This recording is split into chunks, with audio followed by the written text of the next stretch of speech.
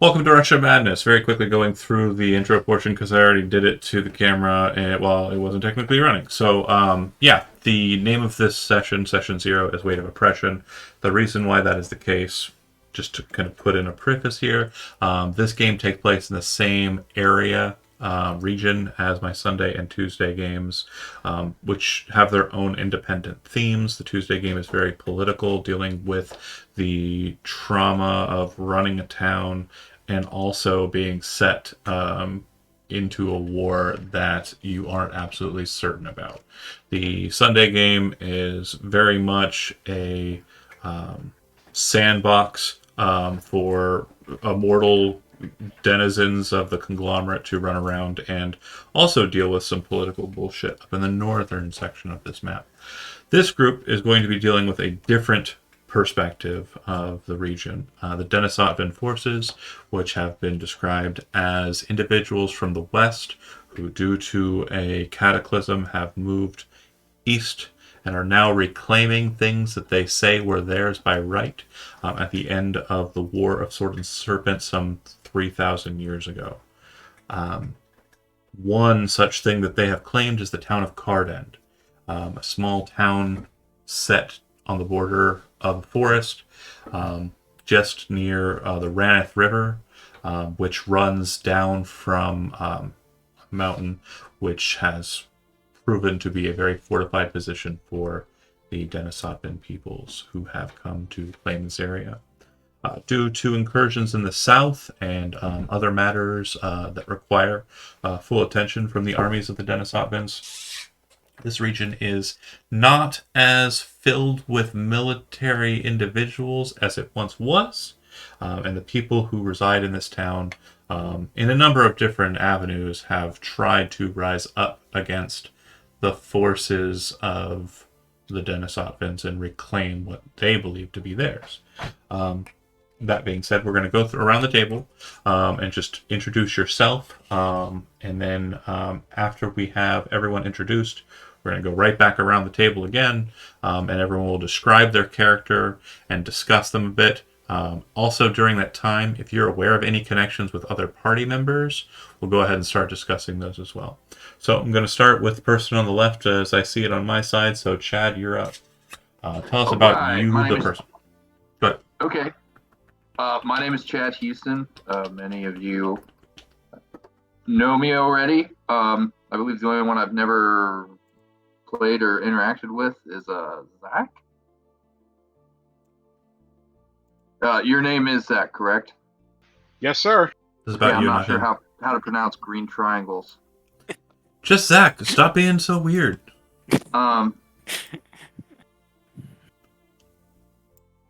But yeah, I'm Chad Houston. Focus on you. Tell us about for a you, very long time. Chad. That's it. Just I'm Chad. He loves I mean- Destiny. Oh yeah, I'm a huge fan of Destiny. There you go. I work in the HVAC industry. Great. Yeah. Like anything about yourself that you feel like you'd want to tell somebody you just are meeting for the first time, or It's maybe a college class? What the? it's kind of. Yeah, right. Shit, I don't know, man. Tell us about your life goals and aspirations. I'm Where bored do you with see it. yourself in 5 years? What are your opinions on pina coladas and walks on the beach? Yeah. I'm not a fan of either because I think coconut is overrated. So there you go. He's Oh, wait, obviously actually, no. Walks heretic. on the beach, I am actually a fan of. I love the beach. Fucking love it. So The here- ocean is a wondrous thing. Here's a good thought process, like for kind of entertaining the getting to know you, getting to find out about you. Some of us are brand new to this campaign setting, i.e. this is the first time you played it. Some of you are not new to this campaign setting, you've been playing it quite a few times. Some of you are kind of new to it and have only played in one serious campaign. Some of you have played Dungeons & Dragons for a long time, some of you haven't. This is a good kind of acclimation for you, everyone to kind of understand where you're at, like in the, kind of just basis of understanding your role-playing capability. So just say like, my name's this and I've been playing D&D for this long, I've played these other games, I've been playing in this campaign setting for this long, and that's it. That's good if you don't have anything else to say. So moving away from Chad. That's fine. Yeah, I think I've said enough. If anybody has any questions regarding me, feel free to ask. The one who hates coconuts. Tom, tell us about yourself. My name is Tom. I've known John for 85 years. Played foundational campaign for this setting. So this is now my eternal purgatory. I've played Thorn and Vise, and then disappeared for 60 of those 85 years. Have been back for a little while, and I'm excited to contribute again. And I don't like coconut either, or work in the HVAC industry. Wait, you do work in the HVAC? I said Oh. do not. Oh, okay. He said he did, though. Anyways, I'm confused. Elizabeth, you're... Yay. I'm Elizabeth. I have been playing D&D for a long time, or other tabletop role-playing things. I've been playing in this campaign. I used to play in the Tuesday campaign, and then I started in the Friday campaign last year. But I played a couple of games with this crew, and yeah, I am sewing artist on most platforms because I both do sewing and I'm an artist. And it's very likely that we see some of the maps that she's been doing for her Stitch Together Patreon in this game, depending on how far afield they move from the town. Cool. Jonah. Hi, I'm Jonah. I'm like 12 years old. I've been playing D&D for a little while now. Relatively new to the whole to John setting. I like coconuts. That's pretty much it. You know what? I appreciate that thing. We're Joe, all different. you're up next. Hey everybody, I'm Joe. I've been playing Dungeons and Dragons with some of these guys for a little bit more than 2 decades, including a lot of prelude games to everything that's going on in the Unending Spiral, and a couple of games that have happened since we started the campaign. In my real life, I'm a 16-year journeyman ironworker, currently working as a foreman. I Twitch stream sometimes different online role-playing platforms, like obviously Grand Theft Auto, Red Dead, DayZ, things like that. And yeah, I have a 15-year-old son who is also a huge nerd like me. For his birthday last year, he asked to go meet Charles Martinet, the voice actor for the original Mario, not this Chris Pratt bullshit these kids are going to have to grow up with. But Raised him right. yeah. Additional fun fact: John and I have known Joe since he was a fetus. True. Aw. It's I was funny. very tiny. We may actually slip and call him Lil Joe, and this is simply habitual. It's not a size thing. He's actually relatively tall. I I still, appreciate you clearing that up. Before or after he got the beard? no, the beard's seasonal, I think. I don't typically see him outside of winter without it. This is my I don't go outside unless I have to fucking style. Last but not least, Zach. Hey everyone, my name is Zach Sawyer. Gaming has been a part of my life for a long time. I went to college for game design and development, where I happened to have a game design fundamentals class with that was taught by Dave Arneson of D&D fame. I've worked in the game industry. I've done a variety of things there. I fancy myself a world builder as well, and I don't know. I'm just one of those people who loves reading rule sets, even if it's for a game I know I'll never play. And I have a lovely bunch of coconuts that I love and adore. I would pull back the green screen to show my shelf of things I really have never played. Like, I literally accidentally bought a book at Gen Con. And I was like, fuck it, I'll keep it. Oh, I remember that. You were so mad. $50, whatever, I'm keeping it. Anywho, that said, all the players have been introduced. We're going to go ahead and cycle right back on through. This is going to be a description of what your character looks like, as well as kind of an understanding of the just short narrative kind of purpose for the character in the town at current. like if they've been there for a long time, if they're part of some sort of group, et cetera, et cetera. And I will also be complementing this with pictures. But yeah, starting with chat. I'm playing Glenn Thalos. He is tall, lean, athletic. He has pale skin, not like corpse-like. Just it seems like he doesn't really get a lot of sun. He wears a leather trench coat and has a tricorn hat and ominous red eyes. He has been in the Cardend region he has recently arrived in the region. He's been here for a couple weeks, couple months? About a month. Yeah, about a month. He's taken up residence in an abandoned house in the neighborhood of Tarn, which is adjacent to an old abandoned mine. And his presence in the region is actually relatively unknown. Few, if any, people have actually seen him as he is. Most of his excursions into the local area, he almost always wears a disguise, or he'll go out at night and generally try to avoid being seen as he is. So he's an astute investigator, has a history of monster hunting or eliminating evils of various stripes. And he located to this region attempting to reconnect with an old mentor of his named James Abbott. Okay. And as we explore that, we'll go ahead and move a little bit more into the heart of Cardend with the next character description. Tom, go ahead and tell us about Castia.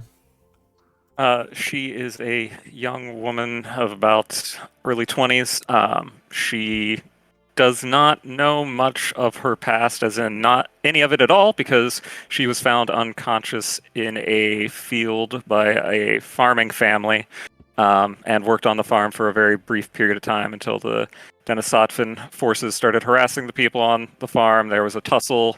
One of the sons was pretty badly beat up, and while trying to help the family tend to him, discovered that she can channel the white wind and healed him up.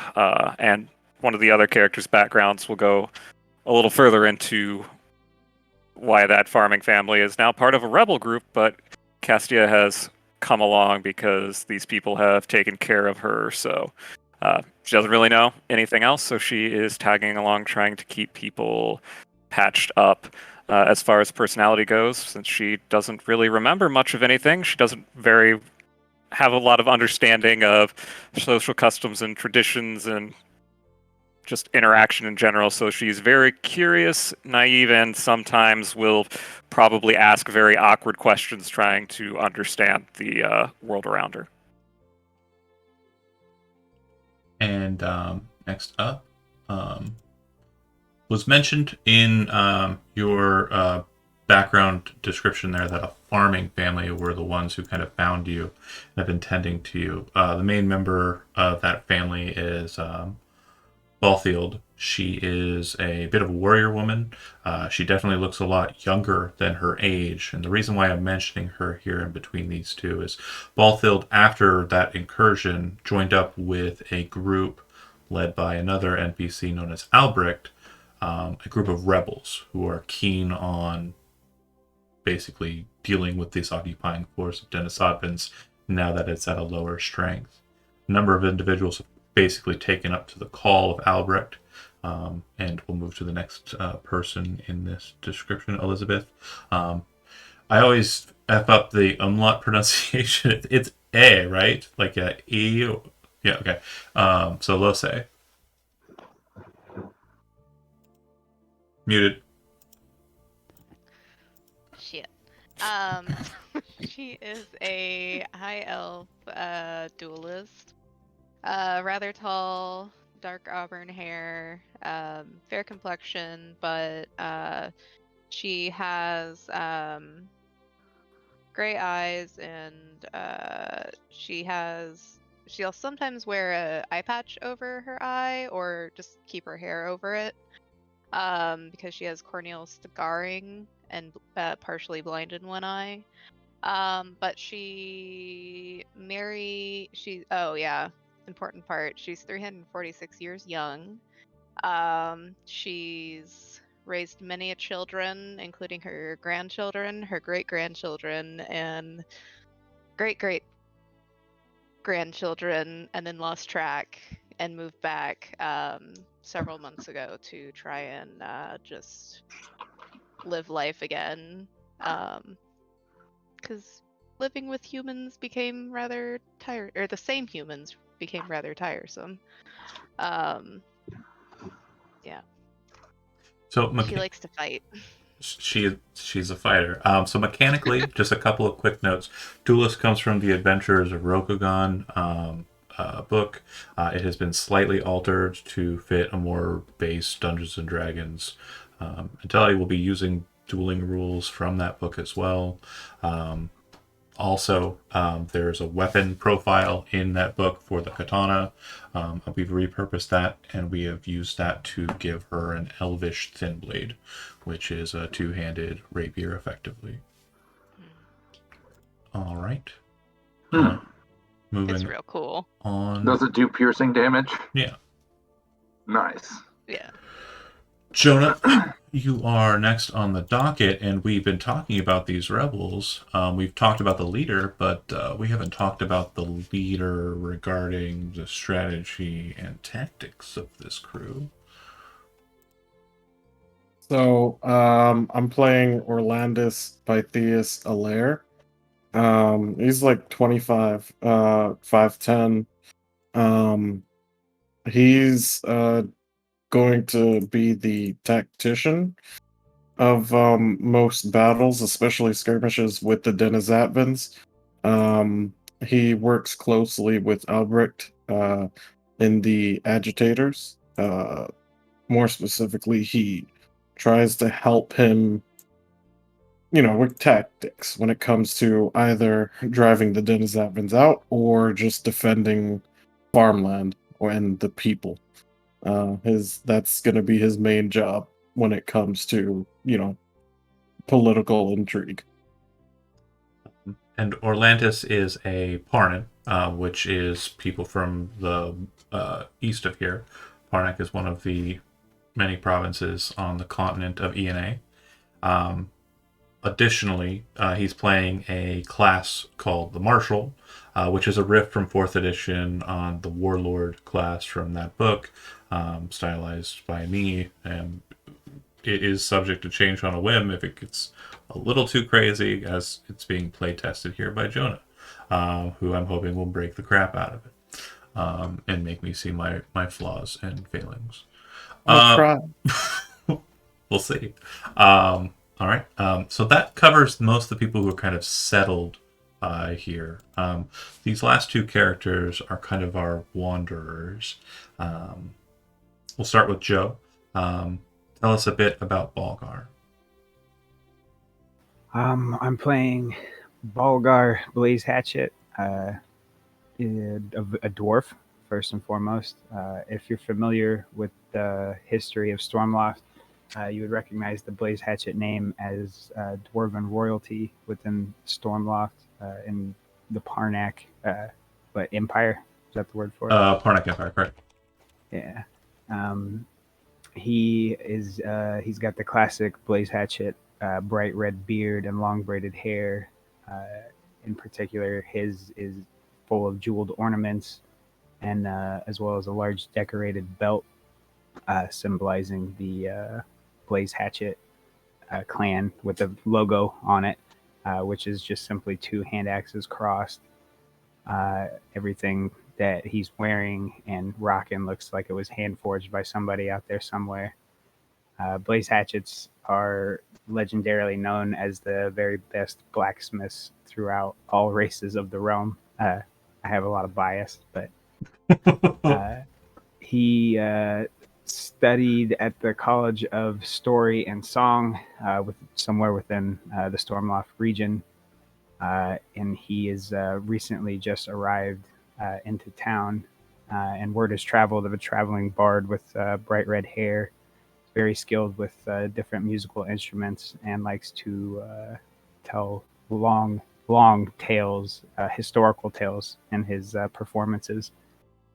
And he's also started to put the word out that he is looking for companions to travel to an old dwarven forge, allegedly filled with ancient dwarven artifacts and weaponry, hand forged by the original blaze hatchet, Durgadin. And our other wanderer, also a bard. Zach, tell us about Astronaut. All right, so this is my first time playing in this setting, so I don't really have that much of a background in terms of areas and things of that nature. But I will be playing Astrogoth Mizcath, who is essentially a bardwalk. He's a warlock, but everything that he does power-wise is flavored in a sense of being through music. As a bugbear, he's obviously quite large, has a big, toothy, jovial grin. And the basic backstory that I had created for him was that as he embraced the life of crime in his younger years, his loving family had always really been there for him and tried to teach him their ways of song and story. And eventually his criminal life and his family life collided with him being the only one left. So he's trying desperately to be a good person, but what that is still up for debate. And I imagine that he will end up being led astray in certain instances where being good and actually doing the right thing may seem different for him. But yeah, that's kind of the idea that I had for him. Yeah. And to just kind of put it into a kind of spatial positioning in the setting, that's really not too hard to settle. There's a city to the north of here, I think, to the north. Let me double check my map. That is, to the north of here, called Dayet. It's known as the City of Bandits. It is a very kind of notoriously scum and villainy-esque city. So it's probably the case that your family was very much trying to leave that place, and you were very much ingratiated into it. And when that road finally crossed paths, you just left the city and headed south, and have been kind of playing your songs along the way. And then you've just shown up here, been stuck for a little while because of the political intrigues that are kind of involved here. And as we discussed, you kind of found your niche here. Sound good? Yeah, it works for me. Perfect. Okay, so we've got everyone kind of discussed. We know where we're at. We're in this town of Cardend, and we have an idea as to who is already affiliated with who. We kind of have an idea of who is familiar with who already.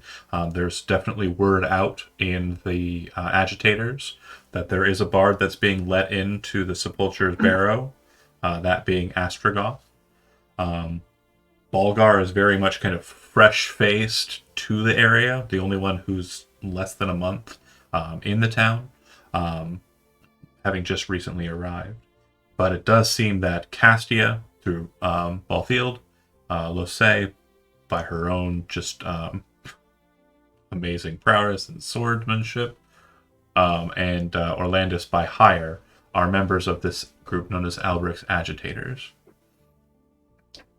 That being said, let's discuss the town a bit, so we have an idea of where you're at and kind of what is happening in the town as a whole, so there are no situations where we're wandering into kind of unknown territory. I like it to be the case that if you have been here for a while and you would have been able to familiarize yourself with a location, that I'm not having to explain it to you midstream. And I'd very much like to take the opportunity to go ahead and do that here. So we're going to start at the heart of Cardend, known as Midtown. Like most towns in Jornaris, it is very kind of open-ended. It's not something that is very tightly knit like a lot of the towns and cities of other regions. This is due in part to the relative safety that has been afforded to Janaris up until recently. So there are more open distances between houses and settlements or districts of towns, and that is very much the case here in Midtown. So there is no dedicated location that the town is ruled from, due to the fact that people in different districts believe they need to go to someone in their own district rather than travel all the way to some leader a distance away. The actual leadership of this town falls into Sepulture's Barrow. There is a home located there, and we're going to snap from this map to that map. We're moving to the Sepulture's Barrow map. Maybe. Perhaps. Hold on a second here. My lag is happening. I believe in you. There we go. I believe. See, that's all. Ooh, that music jumped on loud, didn't it? Yep. Okay, perfect. So Sepulture's Barrow, and this is showing quite a bit of it in open, because these are places some of you have traveled. To the west, you'll see that there is a wall and gate. The wall is broken in some areas due to the conflict that secured this place, but Denisotvan guards basically maintain a strong vigil over the broken portions of the wall and the gates.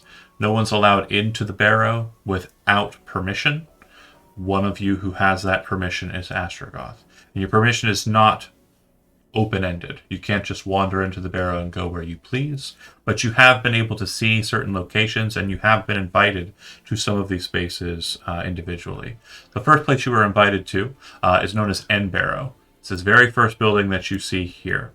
And you've never been in the upstairs portions of End Barrow. It's never been important for you to go there. Downstairs, there is a Hall of Revelry, and that map is this one here on the bottom left. And this is where Denisotvan guards who are off duty like to carouse. The rules of Denisotvan management or rulership are very strict. They are followers of Atavius. So as far as religion, it's very simple, Zach, and anyone who isn't familiar with the religions. There are 3 gods. Each one is its own dichotomy. Atavius is the god of law and chaos. If you worship Atavius, you're going to follow one of those 2 aspects. For his specific godhood, there really isn't much room in between. They are very lawful, the Denisotvans. They are very focused on order and the laws and codifications therein. So they're not technically allowed to drink, these guards, because they're military people. But they still do it, and they do so by getting wine and ales brought to them through that broken wall and then delivered into the basement of this old house where they have set up a place to carouse. This place is known as End Barrow. You've also been taken to their grand hall to play music for them as well. And it's just across the street on the map. But unfortunately, due to size limitations, the interior map is this one over here. This kind of diagonal-looking map. So you've been inside of this space. This is also known as the Captain's Hall. So the person who actually goes out and about and runs the town is a Denisotvan military captain whose name is on my notes. Second here. This is Captain Kolarik. Kolarik. He's a Denisotvan who has not been finished in his drawing process and will be done before next session. But I'll go ahead and show you what I've got so far. If I can get this sketchbook open quick enough. This guy he's the head of all of the Denisotvan. The Denisotvans in this in area. Yep, he's the captain. So in Denisotvan military bona fides, captain is very high. Whereas in Jernaran kind of mentality, captain is usually someone who kind of presides over a smaller sect of individuals. For an equivalency, captain to the Denisotvans would be closer to a field commander in Jernaran mentality.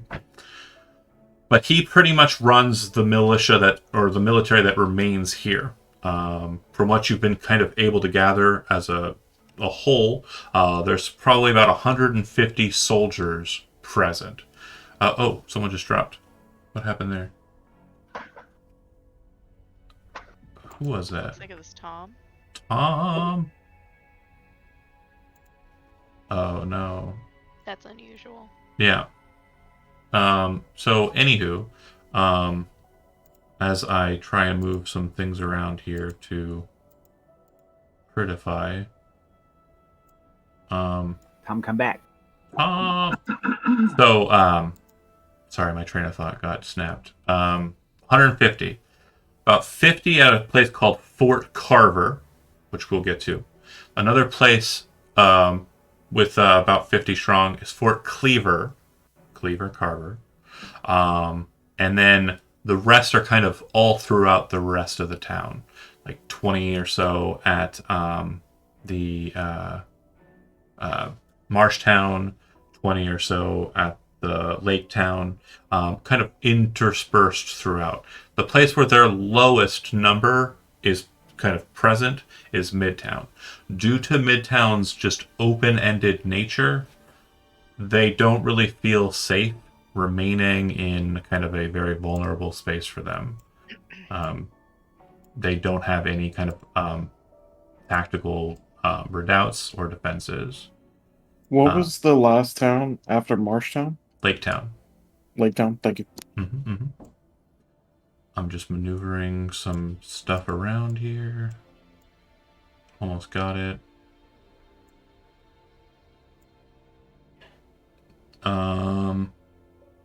Okay. Cool. Let's go ahead and move back to Midtown, unless you have any questions regarding Sepulture's Barrow. And this can be historical questions that you think you might be interested in knowing, or anything about the area that, writ large. If you haven't really been in the Barrow, the historically minded probably won't be too keen on it, or if you haven't been in Cardin for a long time, you probably wouldn't have too much about it. But if you do have those questions, go ahead. This was the neighborhood that James Abbott was supposedly last sighted in, correct? Perfect question. Right. So hold on. Glint would be very keen to learn more about this area. Absolutely. So we just got to do some rearranging here again. And I think that's it. Sorry to come back and ruin everything. No, it's okay. If your computer exploded, your computer exploded. So It'd be like that sometimes. It do. So we discussed that the town has a military structure that's kind of present. The other thing that's actually come to be true is that the Denisotvans have moved a number of their noble families into the region because they are reclaiming this land as their own. A family that has been given ownership of the town and is technically the rulers and lords of this town by all measures is not technically Denisotvan. They are a family known as the Lakoy family. They are a family of Tabaxi who rule up on a hill known as Red Hill, which is this hill all the way to the right here. And they live inside of a repurposed crypt. It is a massive mansion of stone and glass that its base structures appear to be old catacombs set inside of this old hill. All around the Lakoy family house are just piles upon piles of grave markers. And it is known to anybody who's trained in history and has thought about it, that the reason for this is that the people who built Sepulture's Barrow did so when they were burying a very important celestial being that died during the War of Sword and Serpent. The individual who died was important to the people whose side the Celestial was on, the side of the sword in that war, the elves. And that individual's name was, bear with me here, right, Bafadil was the name of the Celestial. He was a Boy. fighter of injustice that served the elves to defeat the demonic creatures that were summoned forth by the draconic forces of the serpent side. When he died, he was given a respectful burial by the draconic side, who had Carded at that time. And the reason why they buried everyone around this mound that they put him in was to give grace to their dead. I have a question. Shoot. Didn't we bury Bafadil?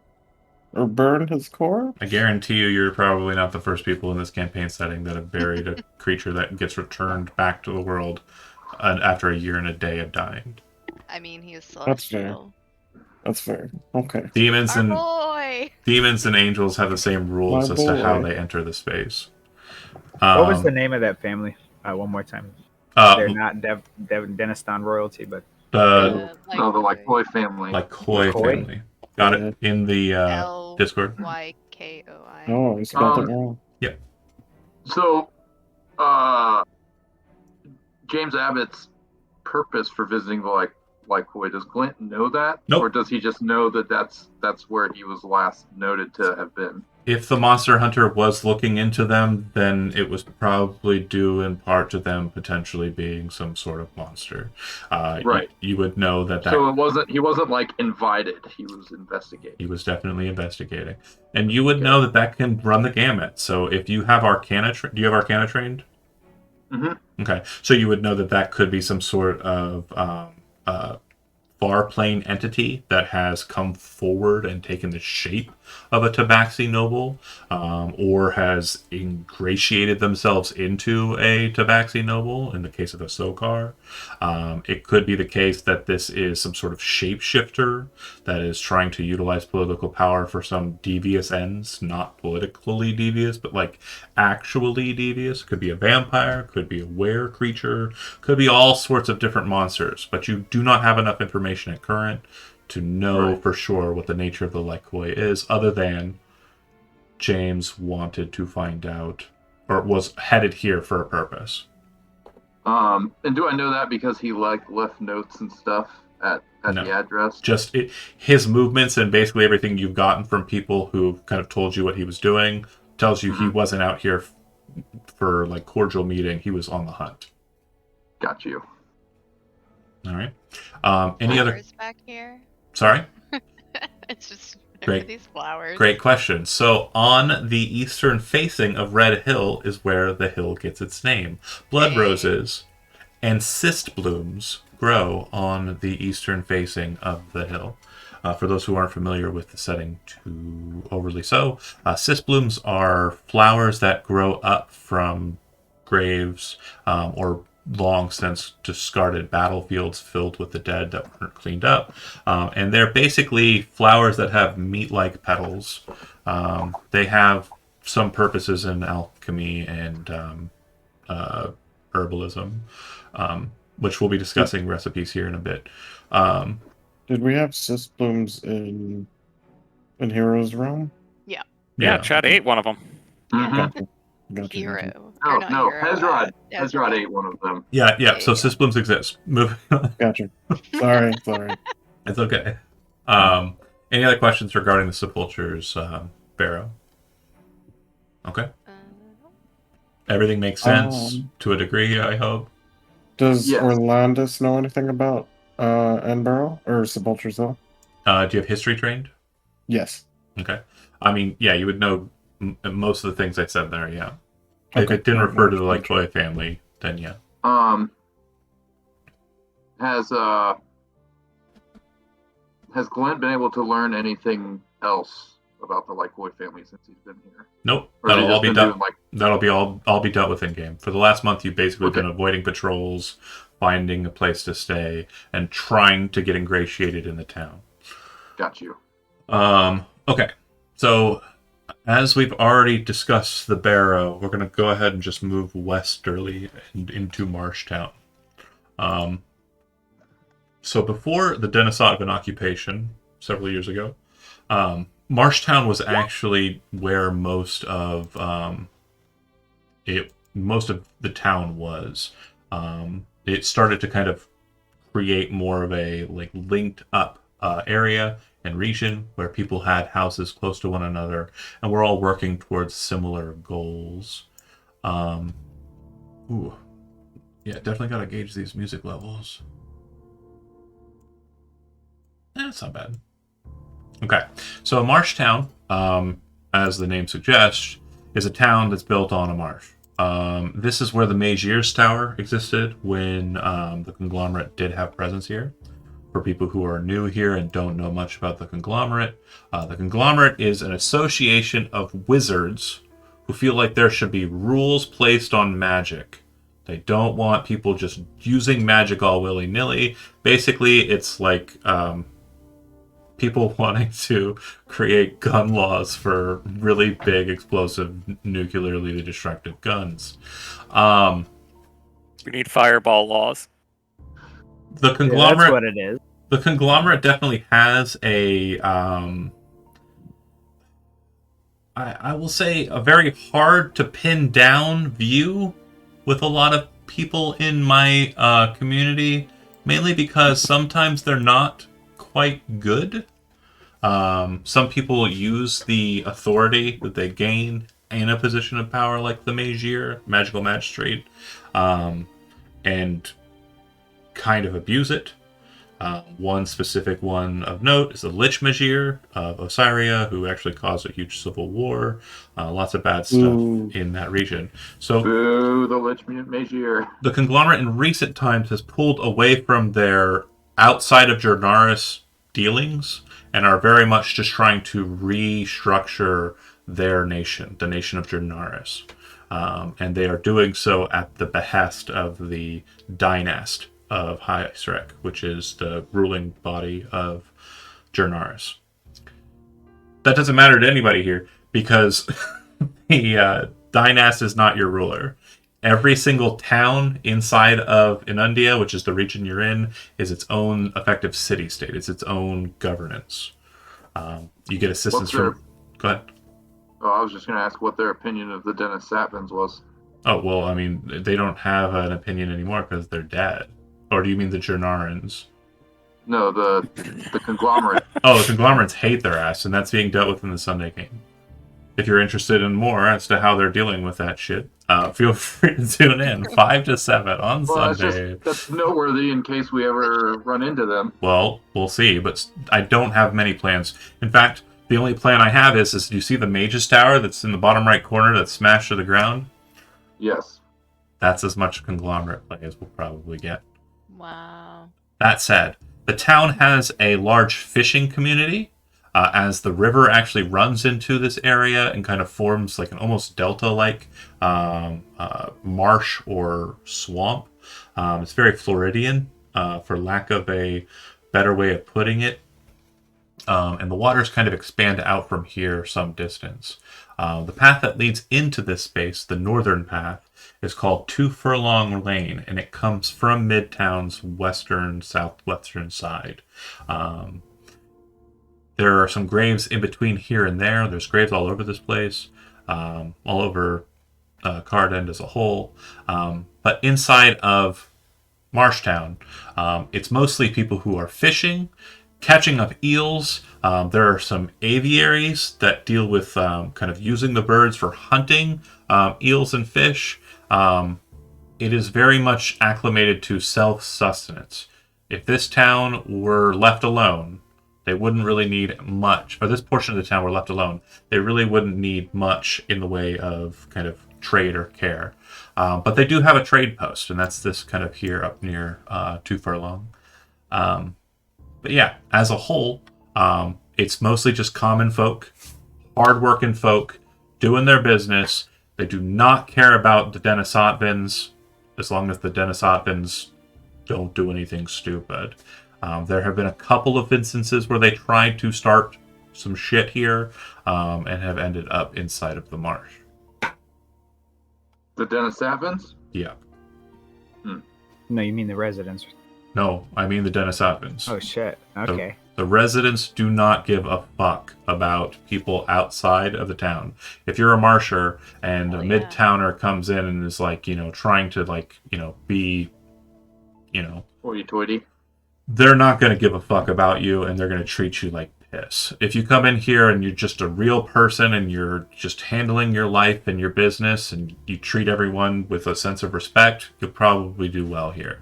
That But sounds just like fucking Florida. What the it's fuck?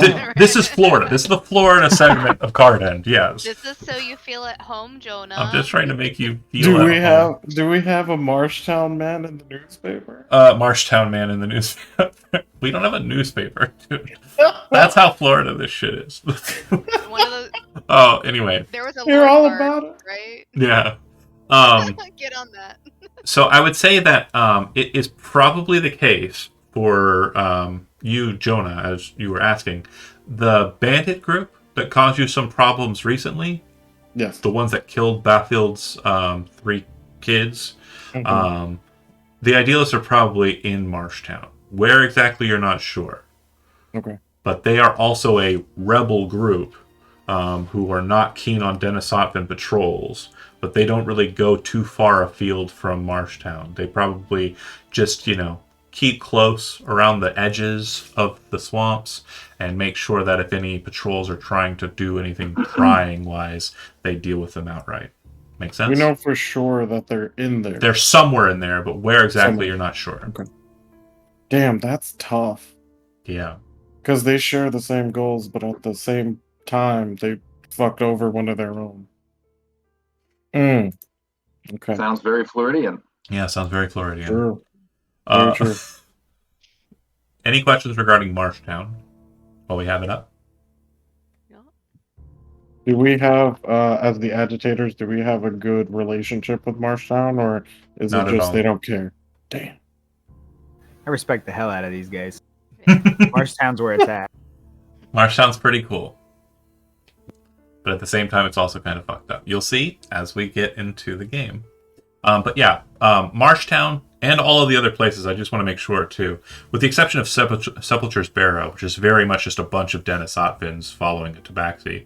But these regions have a large smattering of Janarans, but there are also other different races throughout.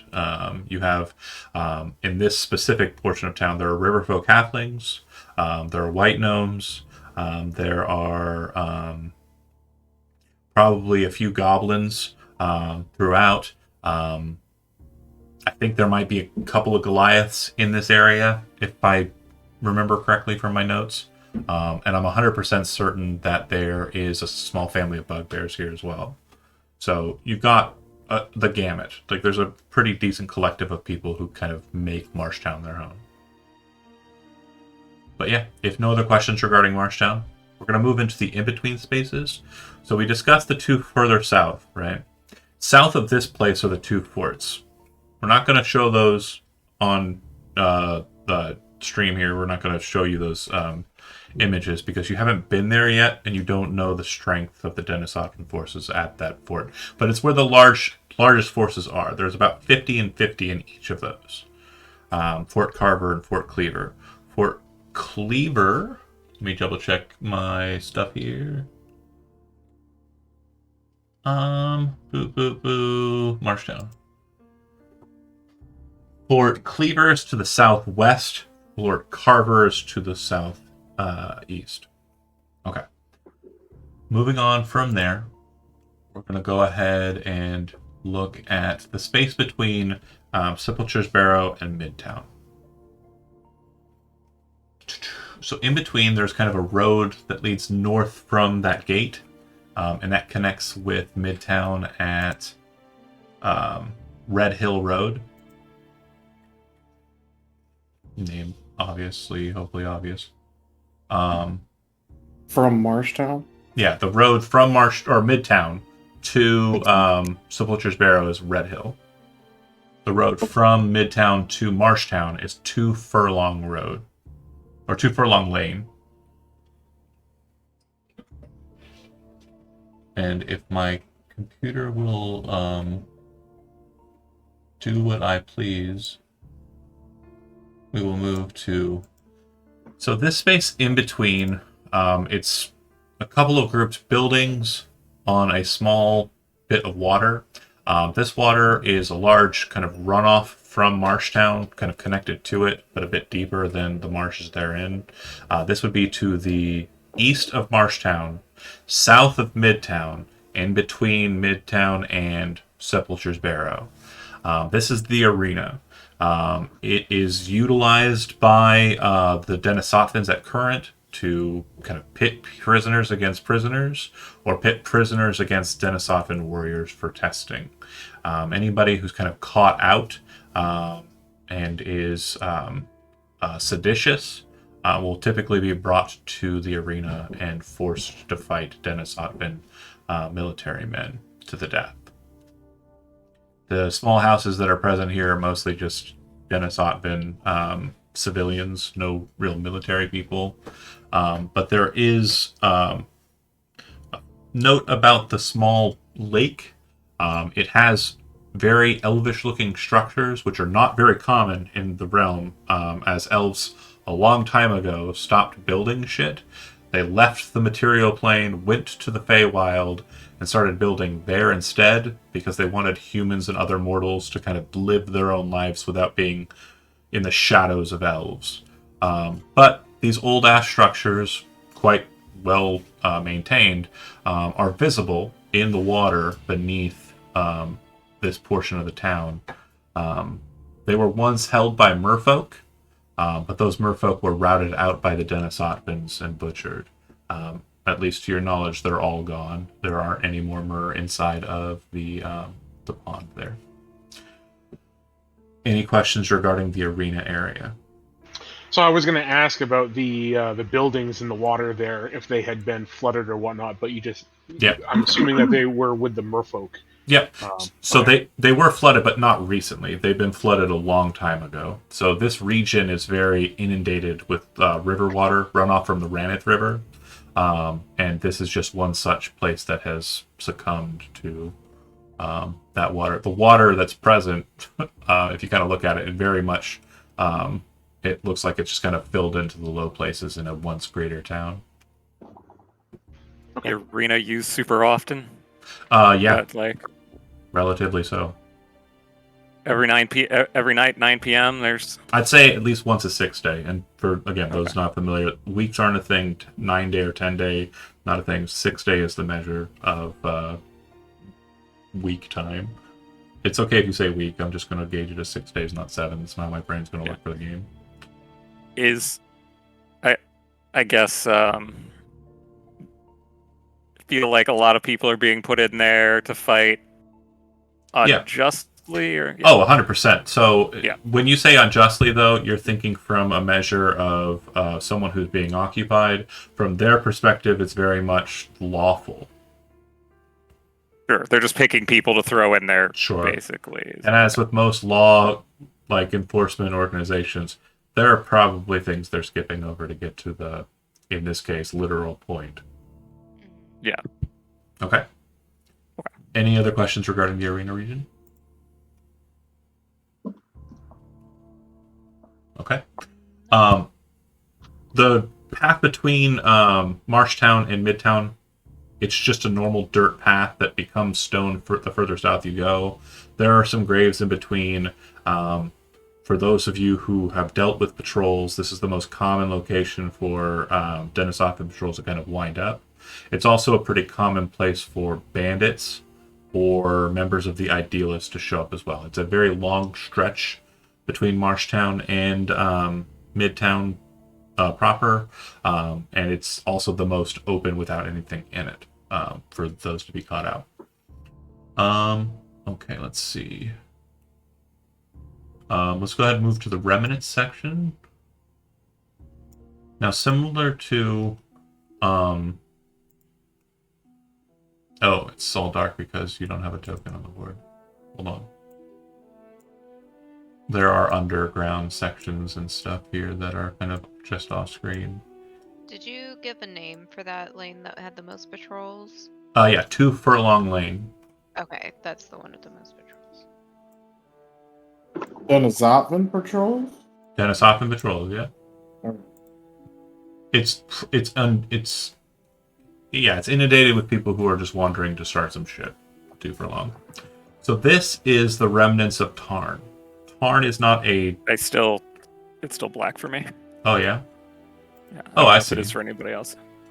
I guess. Everyone else can probably see that corner of it. Yeah. Gosh, yeah. Oh, that's interesting. Typey Chads. Dynamic lighting, vision, night vision. Doesn't have it. Okay, cool. How about now? Yes. Okay. To some extent, yeah. The remnants of Tarn. Tarn itself is not like a district, like all the other districts we've named. Tarn as a collective name is just referential to the former ruling family of Cardend, back when it was its own kind of like managed place, not being controlled by the Denisothans. The House of Tarn, whoever the last ruler was kind of the big cheese in the area. They had a mine, they had a small section of like mining town, which this is, and they had a keep. So this section of town is built on a sewer system, which was put in place by the Tarn family for the people who lived here and worked the mines. To the west of here, this road that we're looking at is known as Top Common, the cross road. The up and down road is Tarn Road. But Top Common leads all the way out to the mine proper, which is kind of set in a rocky outcropping inside of like a large kind of copse of trees. The mine is a silver mine, but it also yields gemstones. Some of them of a magical nature. There's also thought to be a residuum deposit within, which is kind of like a magical glass or powder that's utilized in enchantment. But at current, after the Denisotvan occupation, they had no concern with silver because it's, to them, a weak metal that's not functionally useful. And also the gemstones were not important either because, again, just baubles. So they shut the mine down, they closed it up, they pretty much put everybody in this section of the town because they resisted to the sword, and then left the town to rot. Our Ghost of Tarn, Chad's character, Glint, has taken up the town as his residence. This is where he strikes into the town proper from. His abode is right here in the town. There are older statues that are present here that have a very Sverkic kind of styling to it. To put that in a terminology that you'd understand that's like real world, Sverkic is kind of Gothic in nature, but it's also like Russian Gothic. Very kind of old, styly, kind of weird, and eccentric. The statues here are kind of statues of demons and angels, which you can't really see right off, but if you kind of snap around some of the buildings here, then... Actually, hold on, I got a better idea. Dynamic lighting. Catch. Move to GM layer. Ta-da, you can see the whole town. Yay. And the little thing in the top right corner is the interior of Chad's house. I also moved other things into GM as well. So yeah, demon statue near a hole in the ground, and a couple of warrior statues up in the north there. To the north of this location is just kind of grassland. Whatever was there has long since gone away, or so you believe. To the south of this map is Tarn Keep, which is another map we won't be showing. To your knowledge, it's not being held by Denisothans. There's no presence there. It's pretty much just a run-down shambles of a place. Any questions regarding the remnants? Can I attack Chad? Yeah. Yeah, go ahead and throw that attack roll for me. Oh, bud. yeah. Oh, If Do go any of ahead. do any of us, like the player characters, know anything about Tarn Keep? Not whether or not Dennis Atkins are occupying it, but Historically, you mean? yeah. Yeah, sure. Let's see here. Go to my notes. So, the last ruler of the Tarn family was Zortea Tarn.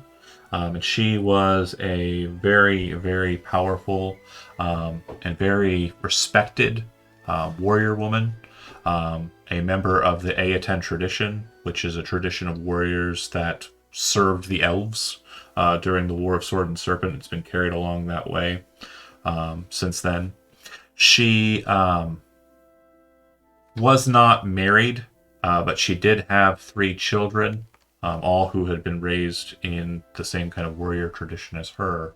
And you would know, based on reporting from Albrecht and other members of the town populace, that this was the main place that the Denisotvan struck down when they came in, basically symbolizing to everyone else that if you fuck around, you find out. We'll find out. Yeah.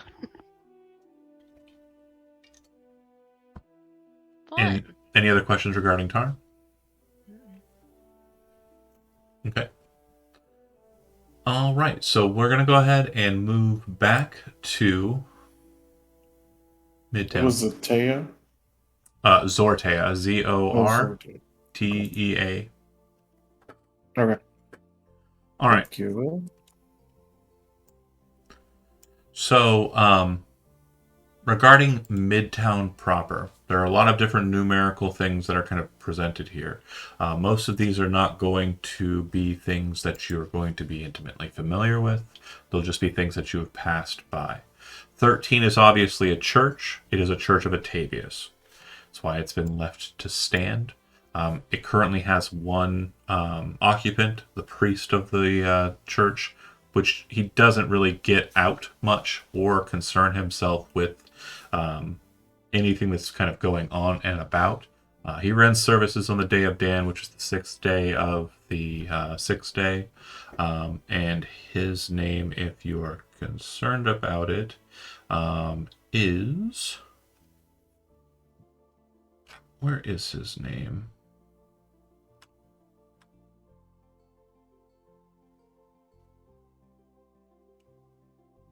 Steve. His name is Steve. No. No. Bishop Steve. No, his name is Hyel, which is just the name he goes by. Doesn't seem that he has a surname.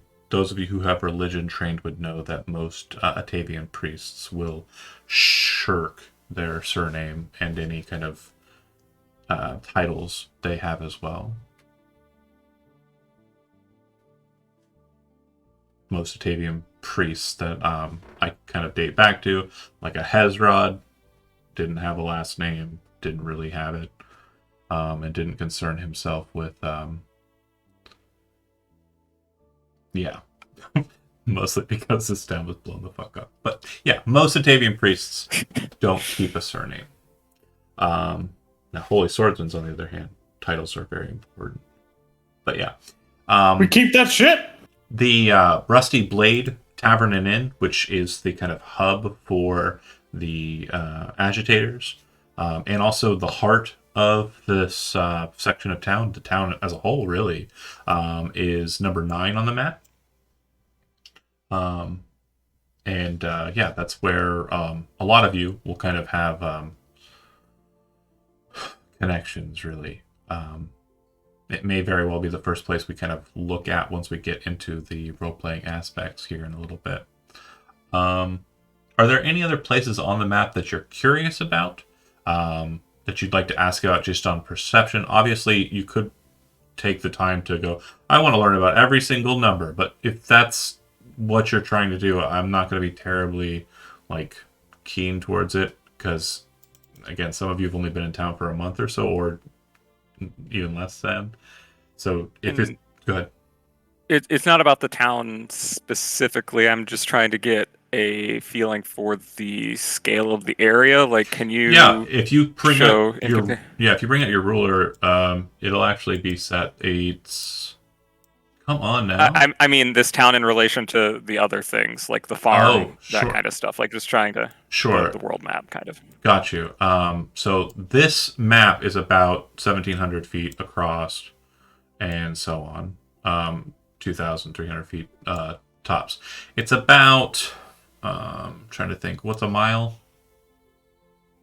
5,000 something. Yeah, it's about that far from Marsh or from 18 to Marshtown.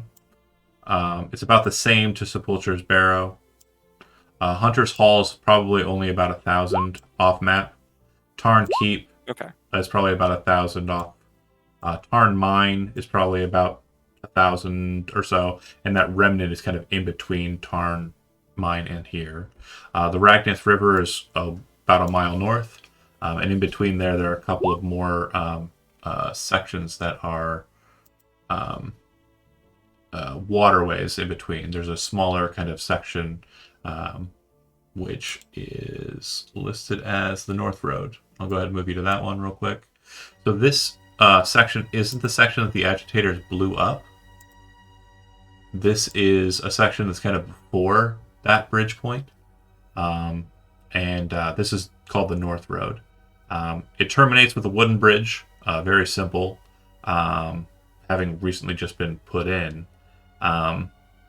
due to the fact that the fort that's across the this portion of the river here is on an isle that is in the river itself, and the larger portion of the Ragnith is actually north of that that fort.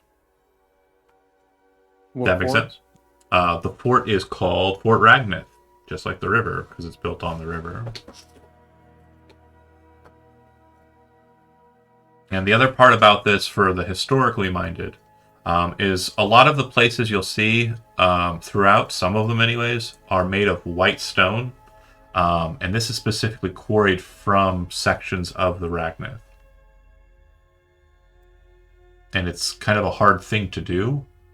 So these are kind of the more fancier places. As you saw, Sepulture's Barrow was mostly white stones.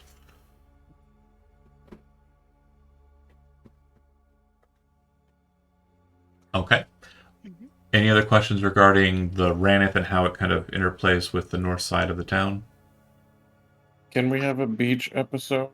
So there is a lake town, and that's kind of off to the north. The map for that has not been completed, and also my mentality as to how it's going to kind of interconnect is very limited at current. Lake Town is very much just a small group of people who it's not really a fishing community, but it's mostly a diving community. They are diving into Lake Town because there are old Elvish relics in Lake Town as well. It is another casualty of the Ragnith running over. Okay. I had a question regarding the previous map. Probably not a huge deal, but I was just wondering what the. I saw that there was a water mill. Mhm. I was wondering what they generally use that for. Sure. So the watermill is its own entity. It's not a part of any farm specifically. It's a proprietor whose name is something you'd be able to have gleaned through conversation. Elric Rivers, a Janaran man, commoner type. I'm going to go ahead and post his name there. And he basically takes extra work from the farmers who can't kind of mill their own grain, or who don't have enough or have too much grain that their own mills can't grind it, and will kind of take on this work independently. His main employer, his main customer is Ronilda, who is the farmer at 6. Ronilda for spelling on Ronilda. But yeah, it's a simple enough little. Let me see if I got it in a point where it's not gonna splash. Yeah, it looks like it'll be all right. Oh, wow, that music came on real heavy. Sorry, we're also gauging a couple of levels here, and this is good. And it's completely black. I get you. I'm going to go ahead and show you because you're the one that asked. There's a crossing. There's a waterway. There's a mill. And yeah, if you're asking around about it, you would note, too, that some people are concerned because the individual, Elric, has kind of gone missing, hasn't been seen or heard from in the last 6 days. And the card outside there is stock from Ronilda's farm that she wanted, handled, and it's just been sitting there for the last 2 or 3 days. Cool. Any other questions regarding the mill? Like, why in the fuck is the music here so ominous? Do the agitators know he's been missing for 6 days? Balfield is concerned about it, so yeah. Okay. Gotcha. It's certainly not something that's on like the top of her to-do list. What with patrols, get into the barrow, all this other stuff, like oust the powers that be, row. But it's on the list. It's on. Why is the music there so ominous? I don't know, Joe. Maybe go there one day and find out. Kept my hand too far. Okay. So, snapping to Midtown again. Great question regarding the mill. A lot of these places do have similar kind of... not everybody's missing, mind you. That would make for a horrible town. Or are they? Sure hope not. But there is a community here that does have concerns and what have you. But great question, Zach. Any other questions regarding Midtown? If not, I'm going to move it into the next segment, which is less ingratiating you here and kind of moving you to a little bit more about the system we're going to be playing with. What's that, old yeller? Mr. Elric is gone? He's not by the well? You say that, and it's funny to me, who has knowledge from behind the screen, and maybe one day you'll know why this moment was funny. We'll come back to session 0 and discuss why this was funny in the future if it comes up. All right. So, no questions regarding the area or anything? Okay. Great. Nope. Good. Cool. Well, I am concerned who we can buy things from or what the sort of... Great question. So, number 8 is the general store. So, the tavern, which we discussed there, is right next to a hill, like a small little just hill. And on the top of that hill is kind of an old stone building. It's what's known in the region as a towerondel, and it's completely blank, isn't it? Yeah, Love that. It's dark. All right, I'm gonna go ahead. I also couldn't see the mill one either. Yeah, I just showed it to the person who had asked. It was a mill on a river course. It was I a mean, I battle saw it map. on stream, but More than fair. So this one, it's okay giving the game away. But yeah, it's a small little shop. It is run by This is number 8 on the map? Yeah, that's right. It's right next to the Rusty Blade. Okay. And so it's a general store. It is hosted by a gnome whose name is Agun. And I can't remember his surname right now off the top of my head. But it's gun. Agun. Alright. Yep. Does he have a gun? He might. If you want, we can. The F around and find out method is typically No. no. But anyway, Okay. runs a small little shop here. What his reputation is that he always has whatever you're looking for, and he seems to just pull it out of the back, which is apparently some trap door behind the counter. Not really sure how that works, but you do know, and again, sorry I don't have his surname right now, but he is a part of a magical family of white gnomes, or rock gnomes in this campaign setting are known as white gnomes. All the gnomes are one of the 5 colors of Magic the Gathering. It's whatever. But anyways, Cute. white gnomes, who are very kind of community-based, and he serves the purpose, Aegon, by making sure the town has provisions for whatever they're looking for, whatever they're needing. Pretty much anything in the Player's Handbook can be purchased here at Player's Handbook prices. And I like this honey badger mat. The music's a lot more chill around here too. We like the chill music. Doesn't seem like he's fallen into a well or what have you. He even has a little honey badger statue in the front. Does.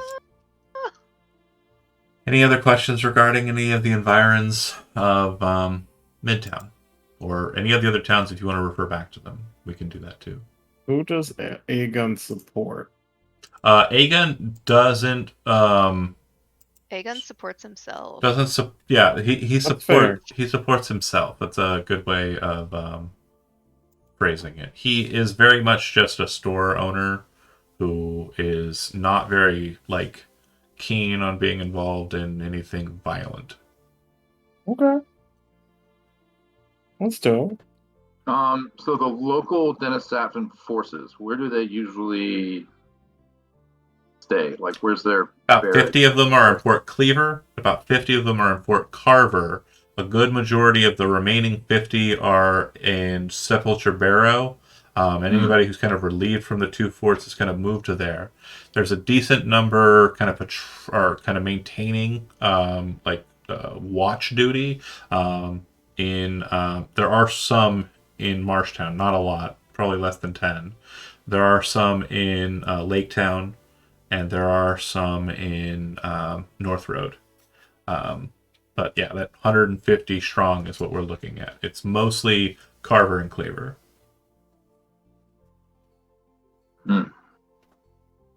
Okay. So it'll just take about 150 days to just kill them all one by One a day. Just challenge them to a duel, fight them, one a day. leave. That's the Crane way. That's the I challenge you to a duel. I gain 5 honor. I challenge you to a duel. I gain. That sounds familiar. I've done this before.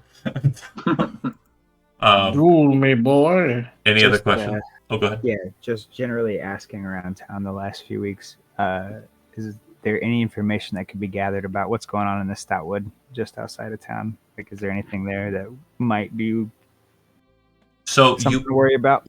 You would know that there is an apple press on the eastern side of here. It's number 3.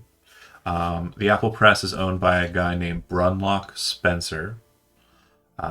He gathers the bright red apples from the stout wood, known as stout apples, and presses them into ciders, apple juices, apple sauces, whatever is requested by people in the town. And he's the only one who really kind of goes into the stout wood. And he says that he thinks he saw some movement from kind of cloaked figures. He didn't know if they were like elves or orcs or some other wood-faring creature. But like wood-faring peoples, not like animals or beasts. But yeah, as you would know for orcs, there's the mountain orcs and there's also the forest orcs. And forest orcs are very similar to elves in kind, wood elves in kind. And then mountain orcs are very similar to you, a dwarf. So yeah, that's pretty much what you kind of got on offer. And if you're keeping track on that side of it, you would know that he too is missing. And has been missing for the last day at the start of the game. The apple presser? Yeah. Brunlock? Yeah, Brunlock has gone missing. Like, he's supposed to deliver some things the morning of the first day we're going to be playing. And he never has missed a scheduled beat, so, you know, they're very concerned about that. They're going after all of our fucking shop owners. I'm going to buy anything. Wait, I'm sorry. Did you say the gnome was missing as well? No, Gnome's fine. Okay. No, it's Chill. fine. Yeah, I thought maybe I missed that part. Mm-mm. No. So the gentleman from the watermill is missing, and Brunlock is missing. The gentleman from the press and the mill. Yeah. Oh, and the press. And you said Okay. the mill was number 6? So the 2. mill is 2, and the press mill is is 3. 6 is Ronilda's farm. She's the one who delivered the grains to 2. Oh. And Renilda's still there. Ronilda's fine, yeah. Okay.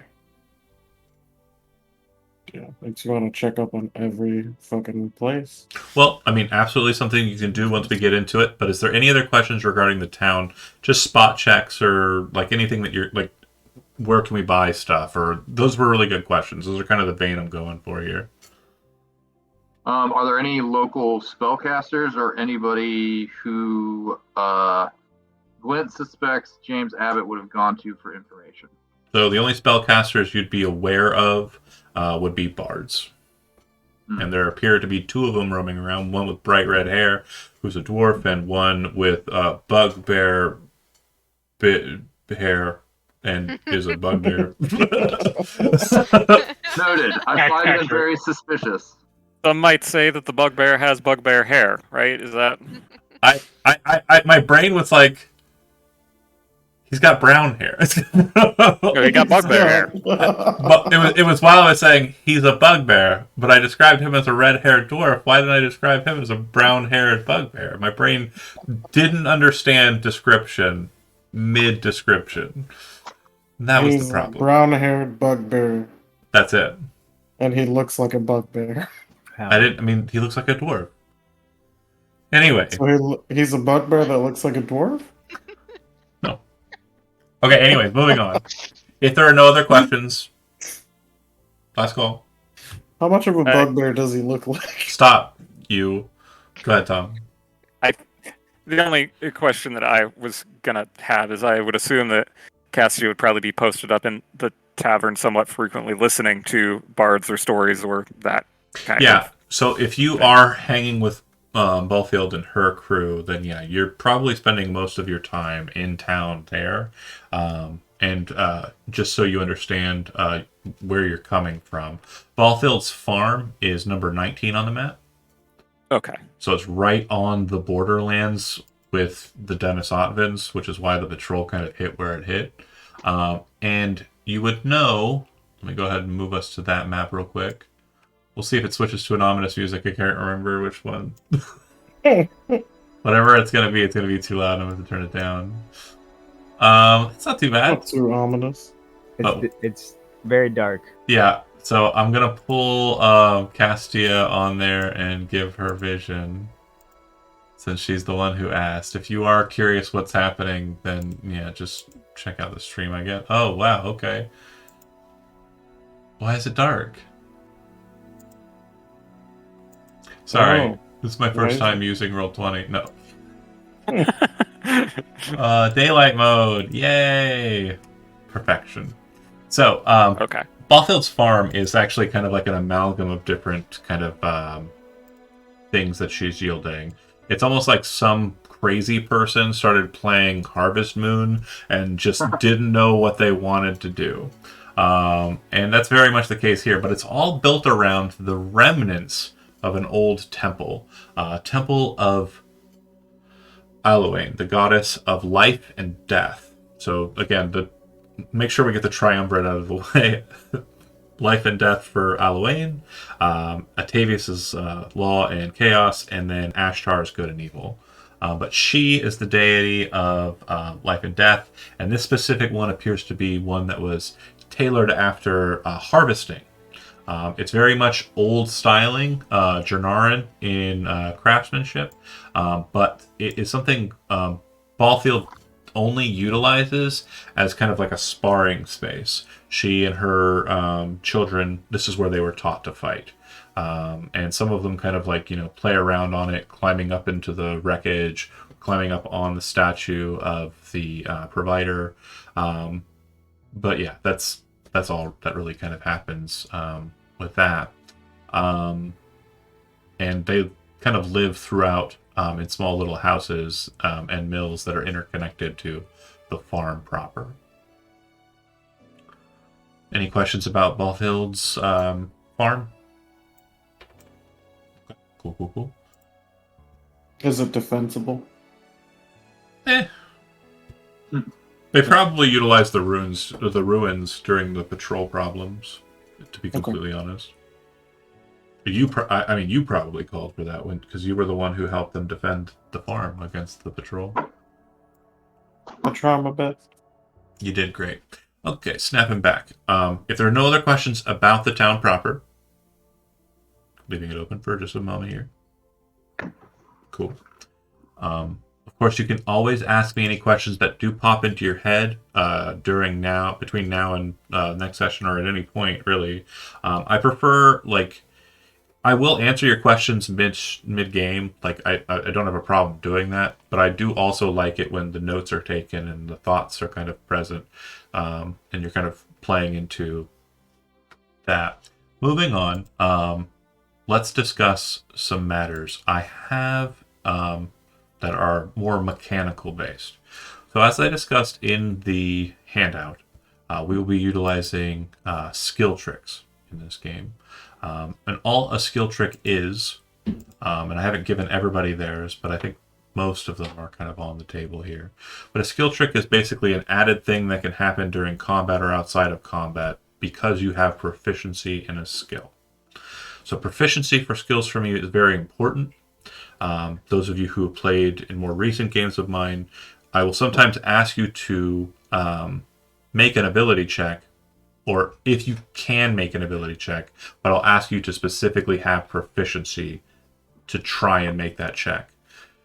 I feel this is necessary because someone who's just kind of heard about things about Arcana versus someone who's studied Arcana are very much going to yield different results. There are also other times where I'll ask you to make one of a number of skill checks and tell you that the result may change depending on what skill you choose. So, for example, I want to look inside of this house for something. Make an investigation, perception, or survival check, and depending on which one you choose, depends on what you actually find in the place, because each of these methods are a little different. And as we kind of move into these skill trick descriptions, you'll kind of see how these are a little bit more fundamentally different. So just as a base kind of descriptor for one, I think one that pretty much everyone has is history.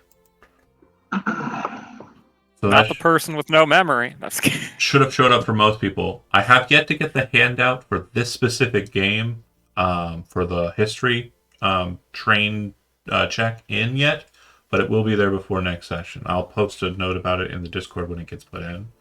But if you have training in history, you get 3 skill tricks: Bookworm, Collector of Stories, and Historical Knowledge. Bookworm says when you roll an ability check to recall lore at all, any kind of lore whatsoever, that can be for anything besides history. That can be for Arcana, for any of the other different skills that are lore-based checks. You can reroll once. Simple, easy to remember. Collector of Stories is basically the ability to recall lore that you know some relevant information about local notable people, legendary items, or noteworthy places. So this is very much kind of like bardic knowledge from older games.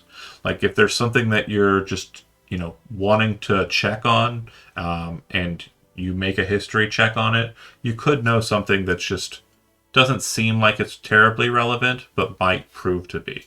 Or something that's really obscure and interesting and flavorful. And then historical knowledge will be a handout that'll have a lot of information regarding the history prevalent to this specific campaign. Again, I apologize, I have yet to finish it. It is pretty much the stuff that's in the handout. That's canon in your brain if you have history trained. So any questions on skill tricks, individual skills, and skill trees that anybody has any questions regarding and how they'll be employed here? I mean, obviously, I'd love to go down my list of skills and just know what all skill I have access to. I think all of the skill tricks for you, let me see here, because you were one of the first people to have a character build. Yeah, I believe you already have it. If you go to the characters folder, there should be a miscellaneous folder in there. And if you open that up and go to skill tricks, it should have a list of handouts in there that you can open up and check. Is it under skill tricks and homebrew rules? No. So if you go into the characters folder and then you look at miscellaneous, to miscellaneous, and then you Okay. go into There's skill tricks. allies. I'll go ahead and close that. Skill tricks. Ooh, yay. Okay, cool. So check I'll those be over out. here reading things, guys. Reading is fundamental. But yeah, pretty simple stuff. Added abilities and functions that you have. Some of these are simple money-making functions. Like, sometimes a player will say something like, I want to steal money. I want to go cut some purses. Well, sleight of hand has a skill trick in there that just says you roll once and you get coin based on that. So it's me trying to not deal with the boring questions. Anyway, skill tricks are a thing. The other thing that we are doing in this campaign is recipes. So you can create items. It's a bit more convoluted than that, and we will be getting each of your own recipes completed before next session. But if you ever have time where you can take a day worth of downtime, or whatever the requested amount of time is for the recipe, you can spend that downtime doing the recipe to create the item, so long as you have the things to put in the recipe. No checks required, easy peasy. We're going to discuss the different types of items and things that can be made out of recipes, so you have a pretty good handle as to like where you're kind of crafting towards. Obviously, armor, weapons, those are things you can make. Potions and elixirs, definitely a thing you can make. Some of them require herbalism kit. Some of them require alchemist's kit. Depending on your proficiencies, depends on what recipes you're going to end up getting. Other different types of things you can make. Drugs are a thing that you can make. One of the most common drugs that we're all very, very, very familiar with and enjoy is alcohol. And there are a number of different types of alcohol that can be brewed with different ingredients. If you have brewer supplies, you could probably make them yourself. But there are also harder drugs for sure if you're down. Like if you want to party.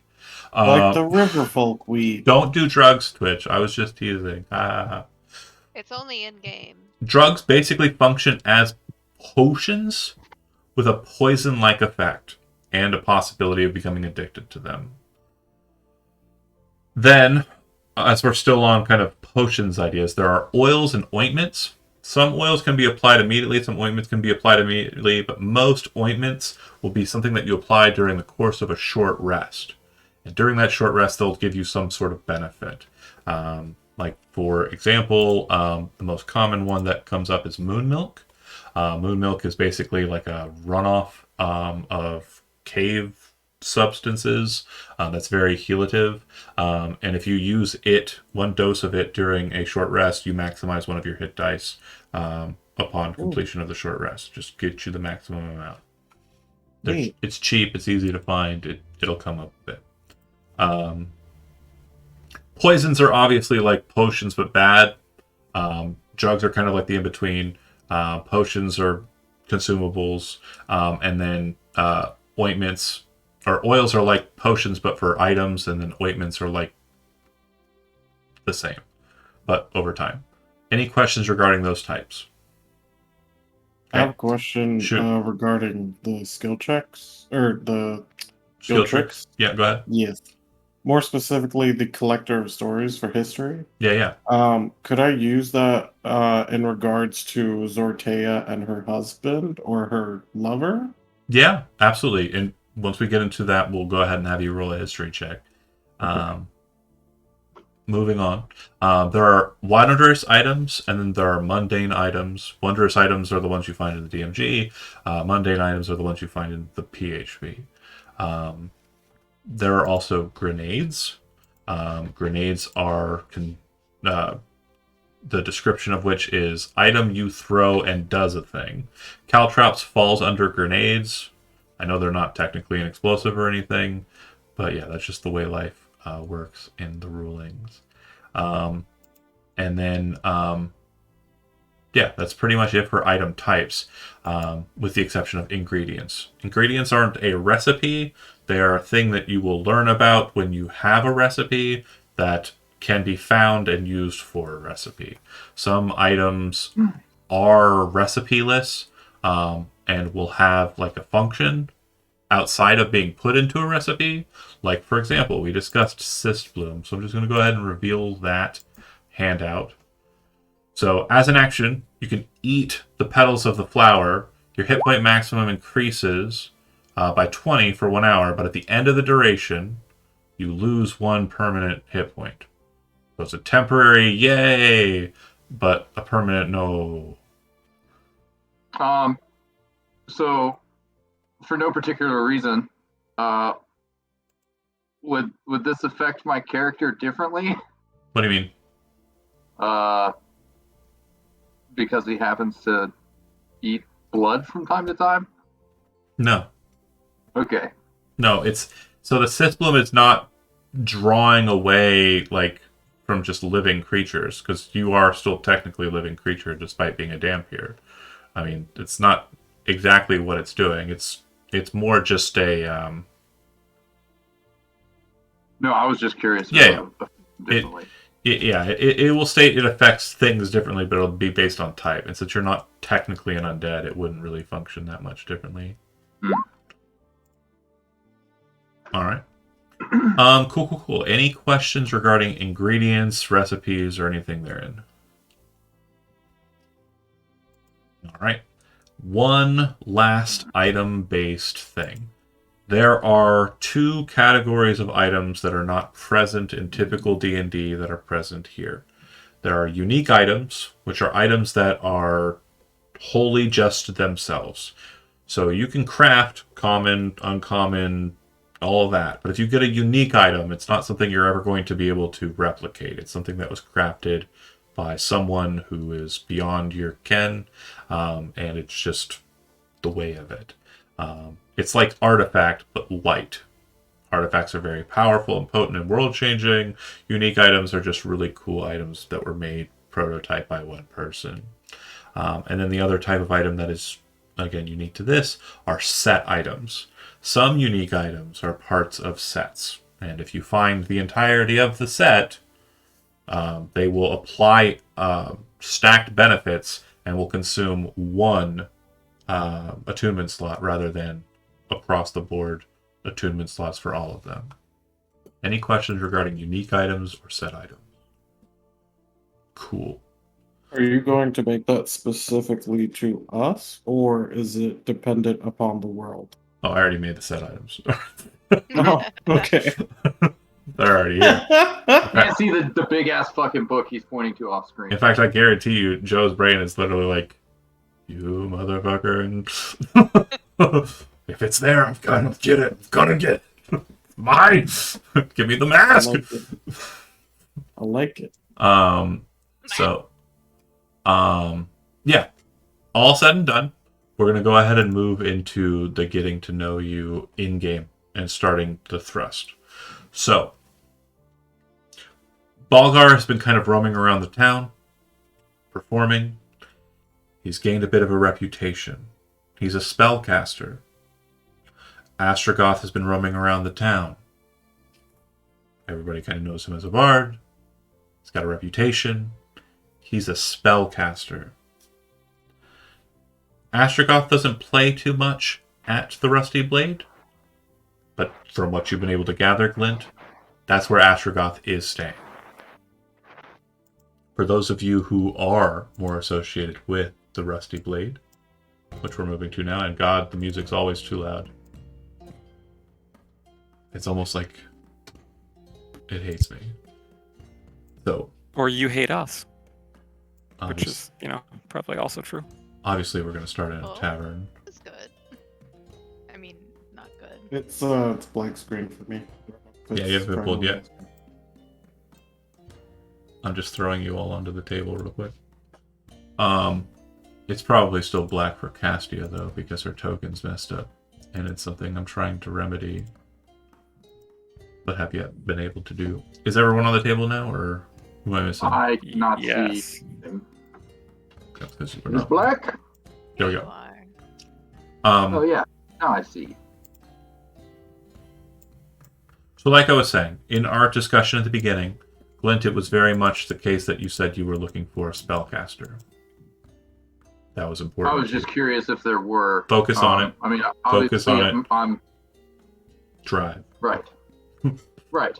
If you don't want to focus on it, we can change the pitch. But it sounded like that No, was a it's pretty fine. good lead. He would definitely be in. Like, he's aware that. So he is aware that there are bards in the town. Mm-hmm. Mainly, He's aware that they're not locals. correct.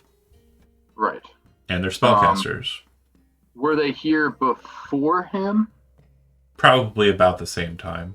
Maybe within Okay. a 6 day of arrival. Give or take. Okay. So yeah, he knows and understands that spellcasters are both powerful and versatile, and that since these two are apparently not locals, they probably have little, if any, ties to this happen. Okay. He's curious. He is here. He's in disguise. He has a hood up, and it's kind of pulled down in such a way that it kind of conceals his eyes as he's like kind of looking about the room. So he will be sitting. Let's say he's sitting in this table over here. Picked a corner, He's didn't over you? here. All right, Aragorn. Very Yes. cool. Yeah. So he's sitting over here on at this table with his drink in hand, and he's sitting here specifically so that he has like the widest view of the room, and he can kind of observe everybody at the same time. And he's basically got his back covered, so like nobody can like sneak up on him. For everyone else, this is very much slice of life. We've been doing this a couple of days. This is kind of something we've already been through. But there's now this cloaked guy over in the corner, just adding him into the normal rigmarole. As far as it goes with the bards, Balgar, you perform here. This is where you've been kind of like seated and kind of doing your gig. Astrogoth, you currently are residing here, but you do not perform here. You perform in the Barrow. Lose, Alair, and Cassia, you three don't technically live here. Cassia, you're staying with Spallfield out in the farm. Lose, you transfer wherever you want. And Alair, you actually do live upstairs. But it's a normal day, not too dissimilar from the others. And it's probably not too far away from first light. I'm saying probably somewhere around 9 a.m. if you wanted to kind of put a time on it. There are some people present that are not tokened out, just common folk, farmer types. But you would note that Albrecht is very concerned behind the counter, and he's kind of seated on his stool, just kind of tapping his finger, kind of looking over at Alair as he's come into the room. I have two questions. Shoot. Okay, one, do I know that Astaroth? Astrogoth? Do I know that the bugbear does work in the Barrow? Is it? I mean, it's probably not something that he's hiding, right, Zach? No, I wouldn't think so. Then yeah, probably. Okay. And the second question is, do I know that the dwarf is a blaze hatchet? Yeah. And Oh, I that's a good understand- question. Do you Do have I history? understand the significance of the blaze hatchet? Do you have history trained? So I Do you I- have history trained? Just what I asked. Oh yes. Then yeah, you would know what the blaze hatchets are. They're a great Okay. clan of smiths who have kind of risen to power and fallen away from power over the very long history of them.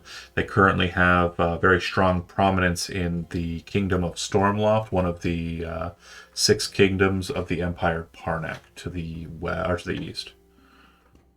Then he will discreetly, I say discreetly, move across the entire fucking room. Well, hold on. Before we get to that, so tapping at the bar, looking at Alair as Alair comes into the room. Was Albert? Albrecht, correct. Okay. I'm assuming Albert or Orlandis would see this, and he would obviously go straight to Albert and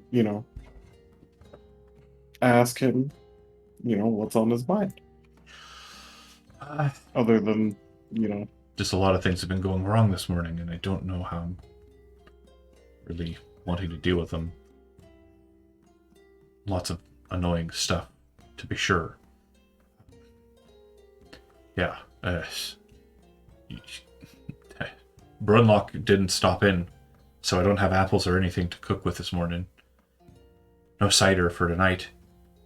And thinking about going and checking that out myself, maybe at lunch or something. And then there's gestures towards the cloaked figure who's now stomping over towards the dwarf. That guy. Don't know what that's about. And I said discreetly. a cloaked figure gets up from the corner and then saunters across the room discreetly. Like, what did you do? Did you put your arm up like this and start doing one of these? Like, tell me how you did it. Tell me how you discreetly, in a room where everyone looks at you as the outsider. Shadows and then walked across the ceiling. Okay, if you did that, that's even more scary. No, it was more like just some guy like nonchalantly, I got to go back to the bar and get a refill. Yeah. You're not a townie. We don't know you.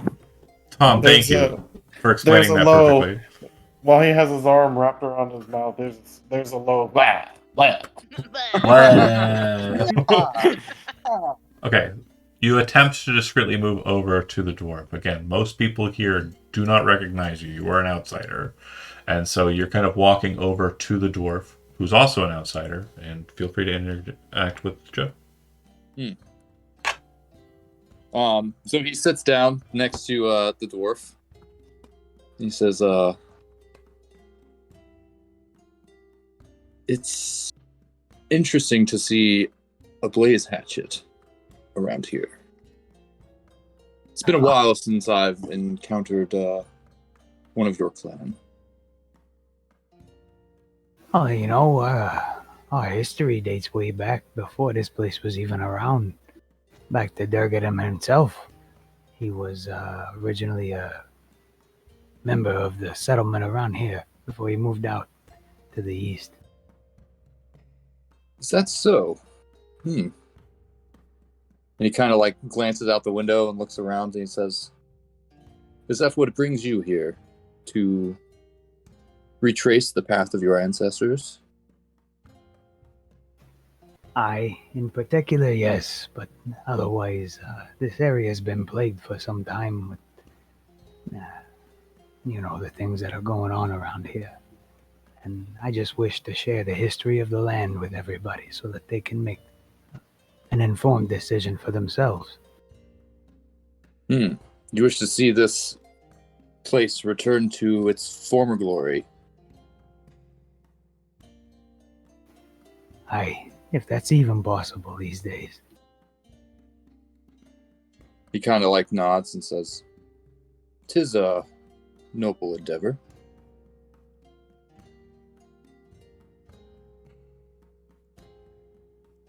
Is his drink full? So it's early, it's like 9 or 10 in the morning, so it's probably not imbibing. Oh, that's fair. Apple juice it is. And if you do order an apple juice, he says, I don't have any. Sorry. Well, what do you have? Or is it just water and milk? Milk. I can mix it with the water if you want. God, no. Milk will do. Elves like it, okay? Don't be rude. Blaze has it. Would you like a drink? Perhaps breakfast? I'll take whatever drink you can get. So you lot haven't seen Brunlock either. You know Brunlock? Albrecht says. Probably catching Alaire's attention as well. Or Orlandis' attention as well. Yeah, he's one of the few people I've run into these days willing to talk with me. Man, I am really bad at the dwarf thing. I'm telling you. It's okay, slipping- Hungry. Yeah, I'm slipping in and out of Hungry and everything. But yeah, Brunlock's good folk. I know he visits over at the Stout Woods almost every day getting his apples. Where he gets them, yeah. You wouldn't be too busy right now. Do you think maybe you can run over there and see if he's okay? Well, I've already been by there this morning and he wasn't around. I was hoping, maybe he was in town or got an early start to the day. He's supposed to be delivering right now. He doesn't go out into the woods until midday. The sun's hot at its highest. Peeks through the trees the most. Looks over at Orlandis. Do you think this is related to the other missing persons? Looks directly at, just like locked eyes with Glenn. Hey. Denisovans or Anundians? Oh, did I go with that accent? Thought I did. Shit! Muted.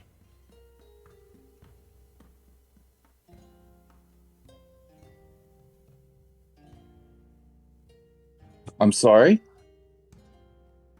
Oppressor or freeman? Are you asking me who I side with? You see him just pull a Gladius and kind of set it onto the table. Not There's doing no the need. nuance thing, guy. Answer the question. Okay, it did not seem like a question to me, but no, I'm not with the Dennis Absence. Okay, good. Looks over to Orlandis. Yeah, you're probably gonna need to muster what agitators you can and get over there. It might have been a patrol. What was the quality of that Gladius? Nice. Hmm. Yeah, it's definitely of the Aetan tradition, Parnin weapon. Very nice. It's got like an ivory hilt. And yeah, very ornate. Yeah, definitely. Like as he pulled it out and laid it on the table, his eyes, he would have taken a moment to sort of study that before answering. Albrecht, I would we be will, slowly sipping the drink that he bought for me so generously this entire time. Albrecht, we will need to speak of this later, but I may have a theory based on our missing townsfolk. Well, whatever it is, we need to figure it out, deal with it. So I trust that you'll go and see if Brunlock's okay. Indeed. And Master Blaze Hatchet, if you'd be so kind to assist my associate here. Aye, good folk he is. Got no problems with it. You can drink apple cider, apple juice, whatever you want from Spencer's farm anytime if you find him safe.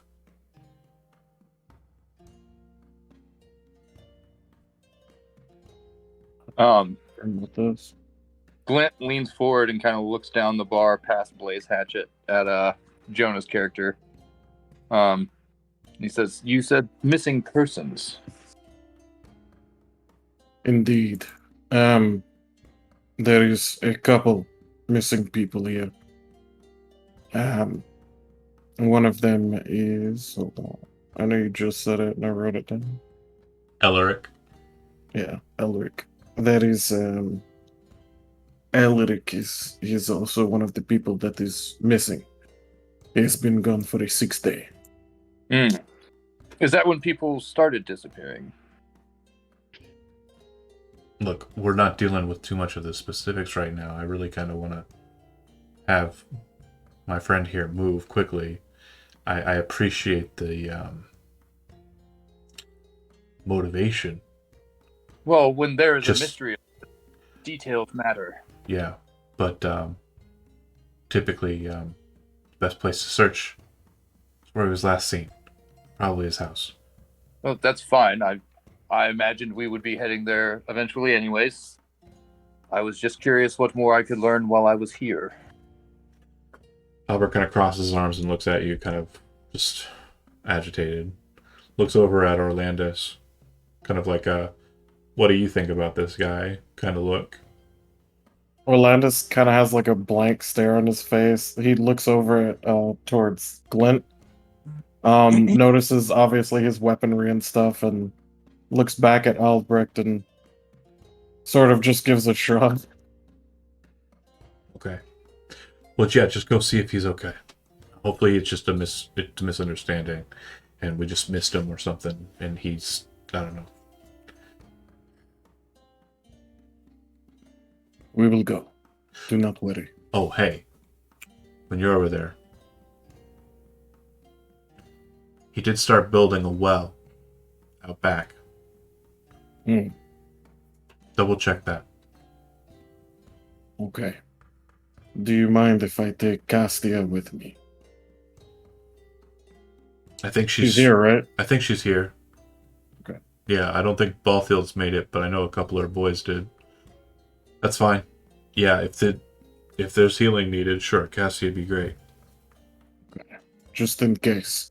Make sure she's Needs okay, help. though. Ballfield will have your head if you don't. Of course. I do not want to scorn that woman. She's very scary. Yeah. Is Cassia here with us?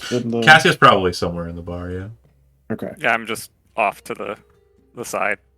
What are you doing at the table? Just kind of looking around eating breakfast, probably. Trapped by whatever breakfast it is. So robot. Oh, jeez. That's a fun internet. Can you just say real quick, we will assimilate you?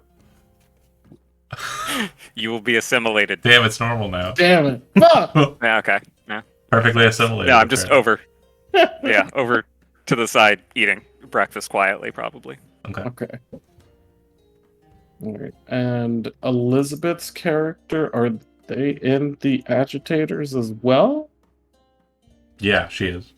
So, real quick, narratively, the way I imagine that was probably handled is she was probably accosted by some asshole of the Dennis Atvins just like out and about. She murdered them in cold blood, and by murder I mean defeated them in honorable one-handed We combat. had a very legal duel, challenged, accepted, and then slaughtered.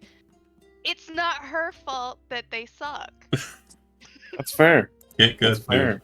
And so after Good. that, Albrecht, seeing that she was very keen on defeating Dennis Otvins, probably reached out to her. So yeah, she's a part.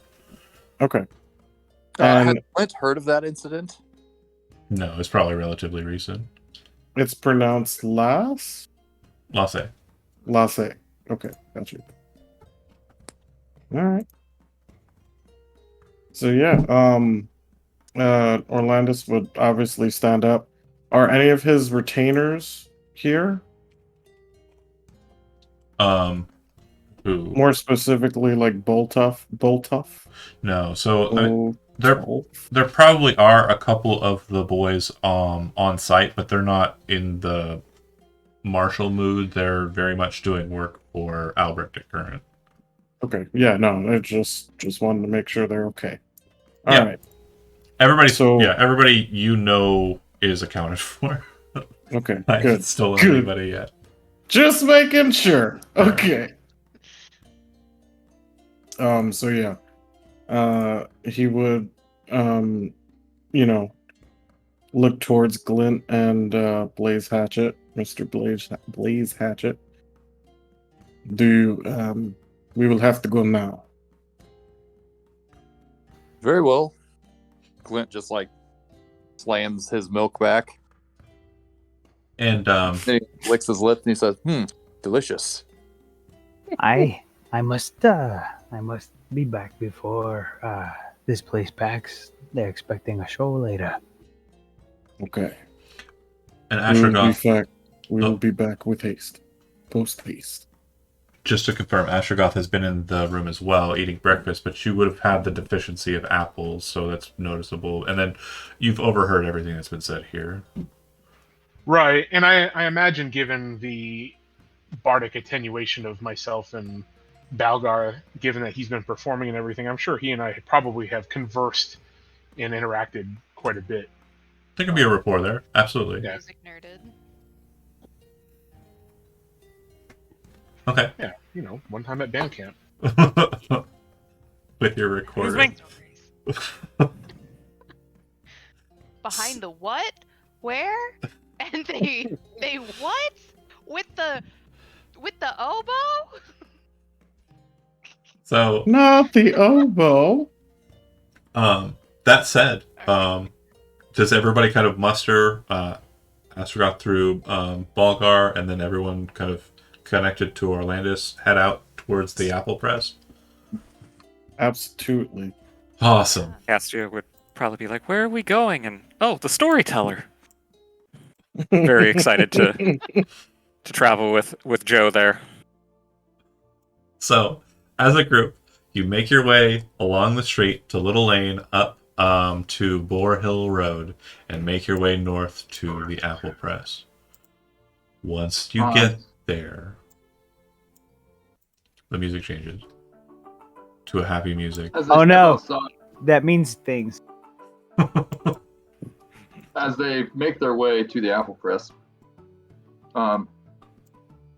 Glint will like go ahead and like remove his hood, and then he like pulls his hat out and like puts it on his head and says, "My name is Glint, by the way." I am known as Orlandis. I am the tactician, so to speak. Yes, you seem the honorable sort. I try to be. And, well, yes, a lot of you seem trustworthy.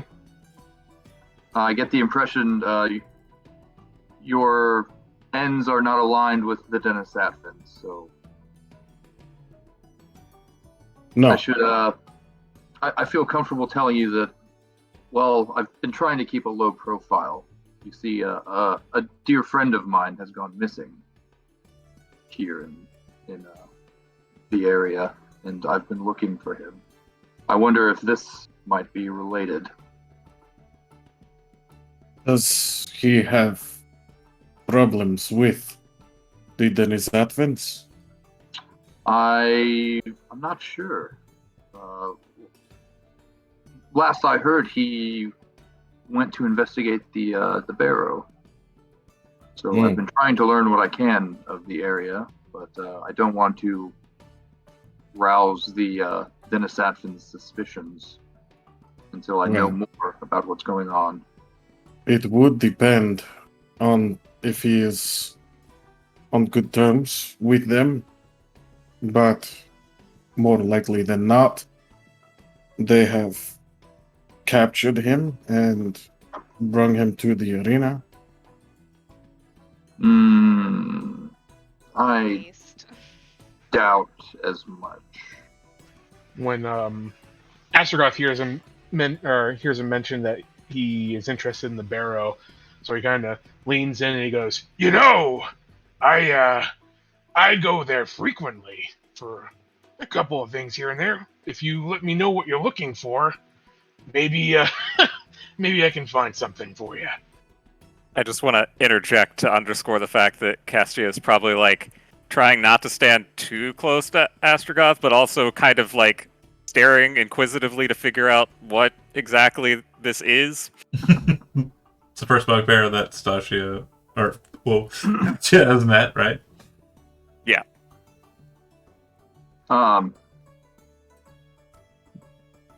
Yeah, Glint kind of looks at Astragoth kind of curiously, like he's kind of considering that information. Then he says, "Well, the individual's name was James Abbott. I'm still not entirely sure what led him to the Barrow, but I wonder if he was there to visit the Lycoi, or if he was there in search of something else." Is that a name that I would have heard of at some point while doing that, or being in the Barrow? You have history trained. Go ahead and make a history roll. The name's familiar with a 14. But it's not one that is familiar because of the Barrow. You're familiar with monster hunters kind of a bit, from stories. And that name, the surname, definitely sounds familiar, like a Parnin or someone from the East. That might have been someone who's reputable for monster hunting. But other than that, no idea. Okay. I don't recognize that name. I don't know if I've heard anything directly, but... Can I possibly just start rambling off about James Abbott, the legendary monster hunter of Janaris? 18 is sufficient to know a little bit about him, but not full detail. Like, the only story you recall would be the tale of how he defeated a vampire known as Graculia, who resided in the city of Stormloft. A very potent vampire who was actually seated on the Council of Stormloft until he was ousted by stake through the heart. I just realized what you did with that name. Graculia? Yeah. Intentional. It's spelled weird, though. You want to see how it's spelled? Yeah. Yes, please. R-A-K-U. I mean, is that a vampire of significance? What's that? Is that a vampire of significance? It was. Well, I mean, yeah. No, it's literally just a vampire name. I have lots of names just on deck for random shit, and yeah. But is that the vampire? No. That's Oh. just a random vampire story that Joe knew because he rolled an 18 on history about Okay. James. I would recant that story and reference him as the legendary monster hunter from Janaris. Yeah, Glint like smiles real wide as you start recounting this tale, and he says, "Oh, it's good to know that his exploits have reached the ears of someone as distinguished as you." Being his mentee, you would know the tale of Kikuya a bit more in detail. Obviously, without the finesse that Blaze Hatchet has, but you would know that Kikuya was defeated by James prior to your rescue.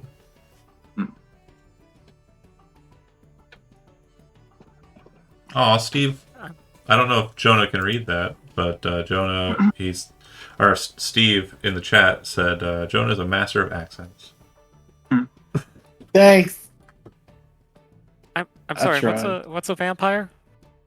Oh, they're It sounds like these. mighty. Blah.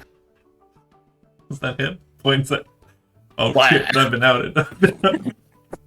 Gotta skedaddle. So real quick, as you're kind of like go ahead. Like the bugbear? Like him? Pointing at the bugbear with the... So as you're approaching, you would see Well, that was that in character? Oh, fuck.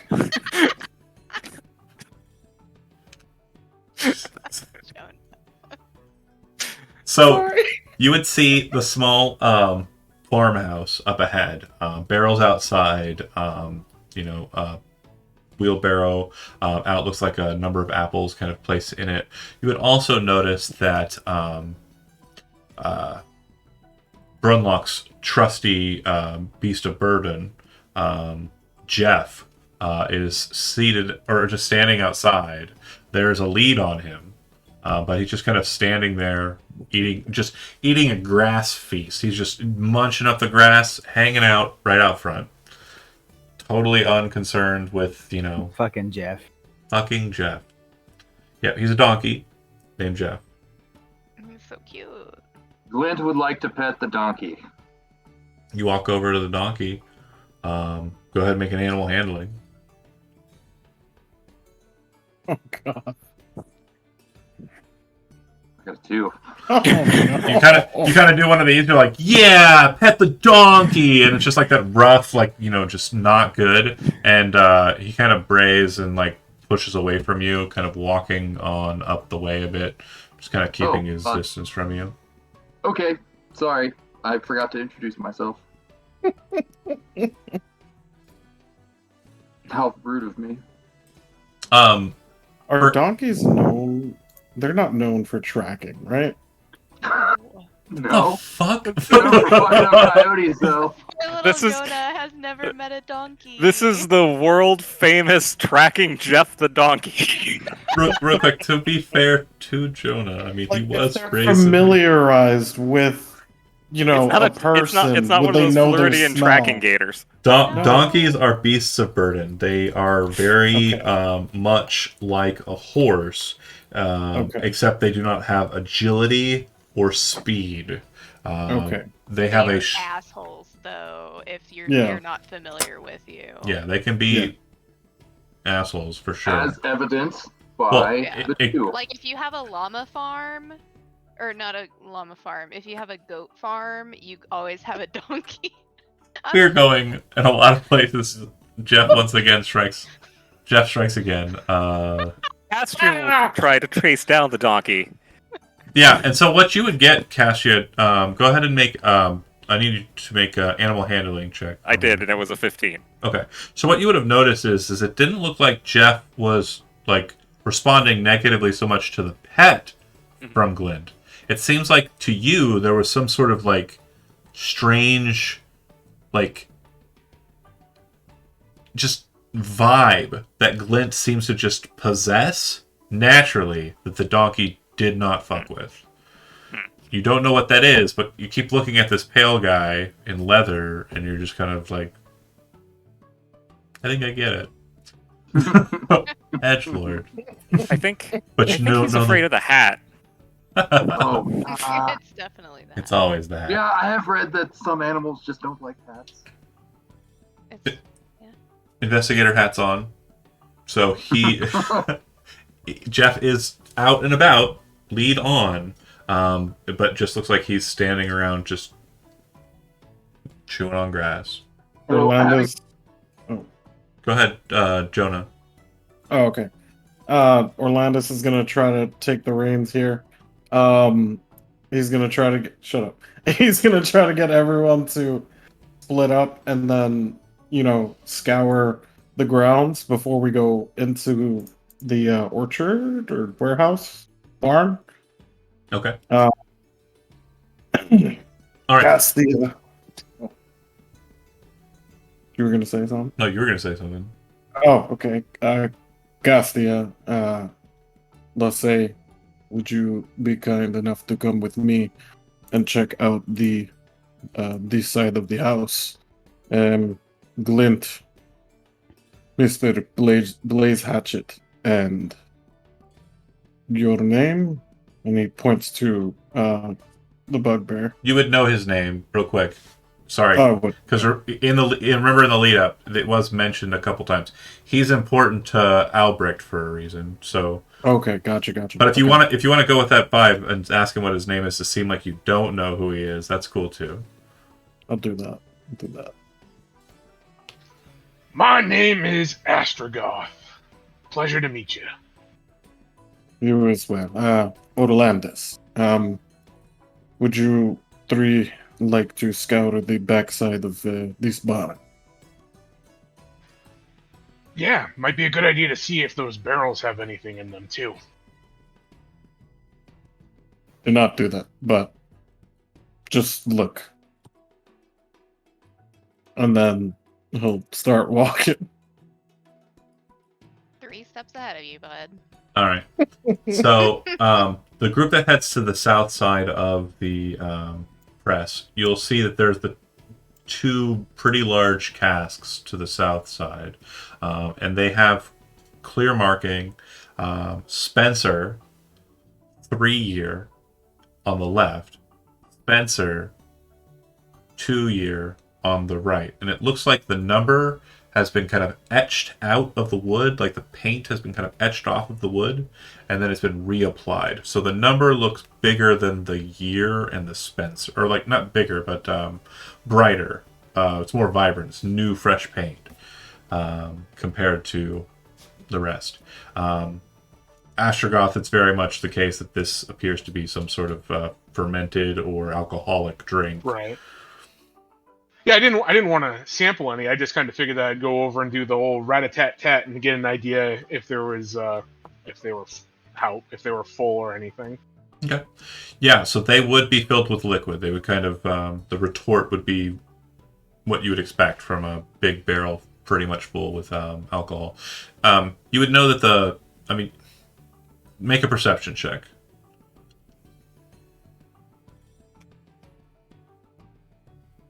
Yeah, I would say since you asked the right question, I'll give you advantage for it. So, 23 result. You kind of tap on the two barrels, and you would note that one's a little less than the other one, the older one, and that's just because of evaporation and like age. Yeah, there are 2 seats, and there is a fire out front that seems to still have kind of a bit of glow to it. It's mostly ash, but there is definitely still cinders sitting in this small little campfire. All right. Glenn, it looks like you're kind of moving around to the opposite side of it. Yeah, he's standing on the corner and he's sort of just like looking around, trying to see if there's anything that immediately stands out to him Okay. on grounds around the house. You can make a perception check, an investigation check, or a survival check, your choice. Investigation it is. That's All a right. 22. Okay. So, Oh, wait, I'm sorry. Can I use my handy dandy magnifying glass when I do this? No, it's not going to be Okay. helpful here. Alright. So what you would notice as you're kind of perusing is there's really nothing out of what you'd expect. Looking around, like investigating and focusing, there's really nothing crazy on this side of the building. You're focusing on the stones. You're looking for all sorts of different things on the barrels that Astrogoth's examining. There's nothing out of the ordinary, nothing crazy. And then Yeah, he says, I don't suspect we'll find anything too out of the ordinary out here. Balgar, is there anything? Oh, is he away? Oh no, there he is. I see him. Is there anything that you want to be looking at or investigating in particular around this spot? The front / the back. If you're talking, you're muted. There he is. No, Okay. not in particular. Just kind of watching the other two. Sounds good. All right, Lose, Orlandis, and Castia, you move around to the other side of the building. The front is actually the side you came up on, but you would notice that the northern door of the press is open. It does look like the press itself is kind of stopped in kind of mid-press, and it looks like the barrel that's kind of filled with what looks like a cider barrel is kind of just dripping lightly. Yeah. So it looks like it might have been like a recent thing. Yeah. A recent stop. Does anybody have brewer supplies as a skill or trained tool? Okay. So you're not exactly certain. It just does kind of like to your untrained eyes look like it's kind of like mid-press or like halfway. It just looks like it's not in like a start state or an end state. It's somewhere in between. Mhm. That's the Lose. Could you check in the barn or the press, and I will check that hole over there. Don't fall in. I will try not to. Okay. And he's gonna go. So you would see the starting of a well. Looks like there's a deep hole kind of dug in the ground. There are white stones that have been kind of, taken from ruins or nearby kind of just spaces. And it looks like they were going to use this as the surround. You can also see that the orchard that Brunlock has been planting is kind of in bloom. It looks like the saplings are starting up there. But yeah, as you kind of move over to the hole, you see there's a shovel and a pail, a bit of fresh dirt on the top, and dark hole. Okay. You said it's deep, right? It's deeper than you can see down, yeah. It being in the morning, the light's not going directly down the hole. Okay. Can I take out my tinderbox and one of my torches and light one and send one down? How are you going to send it down? I gotta throw it. Gravity's a good choice. Okay. Yeah, I gotta throw it. Okay. So you kind of pull out the torch, light it. Do you kind of do a quick scan with the torch before you drop it? Yeah, I want to make sure that if I can see anything, I'm gonna try to put it down as deep as I can, Mhm. see if anything lights up, So or the, if I see anything. the edge of your firelight, what you see is that the dirt that's kind of you're standing on and basically shows the sides of the well structure goes deep, about as deep as you'd expect a well to go, 20 or so feet. But it looks like it continues beyond that point into your dim light, and you actually see that there are broken portions of stone, and you can see a large kind of grouping of stone on what you would see as the south wall of this space. And as the light kind of flashes down there, you see what looks like the head and maybe shoulders of a person looking up at you, eyes kind of, who is that? And you'd recognize the voice as a weakened Brunlock. Oh shit. Okay. He's gonna scream down. Obviously, Brunlock, is that you? Everybody hears the yelling. So let's just go ahead and get everybody to what you're doing upon hearing that. Looks like Lose kind of dropped everything, moves that way. Same with Castia. Other people on the opposite side of the building. Muted if you're talking, Chad. Glint will turn and dash off. All right. Looks like Astrogoth comes around the corner there, and Shoo. see everybody kind of going that way too. As he rushes past you, you notice he's very fast. He's a fast boy. Okay, so kind of looking at the fellow with the torch, as you're kind of standing there, you see one of the brambles of the torch kind of fall down into it and just narrowly miss his head. Oh shit. In I'm gonna move it. hindsight, if you had just dropped it, probably would have hit him. smacked him in the face and possibly killed him. Oh, thanks for that. That It's, would have been bad. it's good to Oh, it's good to see you. I don't know how long I've been down here. It's since yesterday, probably. it has been a day. We will try to get you out now. Okay, thank you so much. Are you hurt? Well, I was digging, and then I thought I'd made it to what I figured to be the bottom.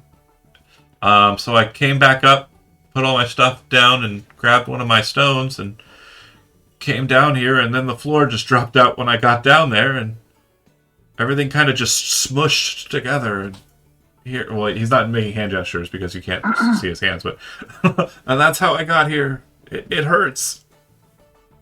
Okay, so how deep is it? 40 feet to him. Okay, cool. Glint kind of pulls out his rope and he says, "Here, hold on to this, or tie it off to that wheelbarrow, or make sure it's secured." And he throws it down. How sturdy do the sides of this well look like? On the top portion, where it's mostly just kind of compacted dirt, pretty sturdy. But once you get down to about 20 feet, it's just like this strange amalgam of rubble that seems to have kind of fallen in a cone. And then he's at the bottom and somehow got situated under a decent amount of rock. Okay, so since I can spider climb with my hands free, can I, how hard would it be for me to kind of carry him up?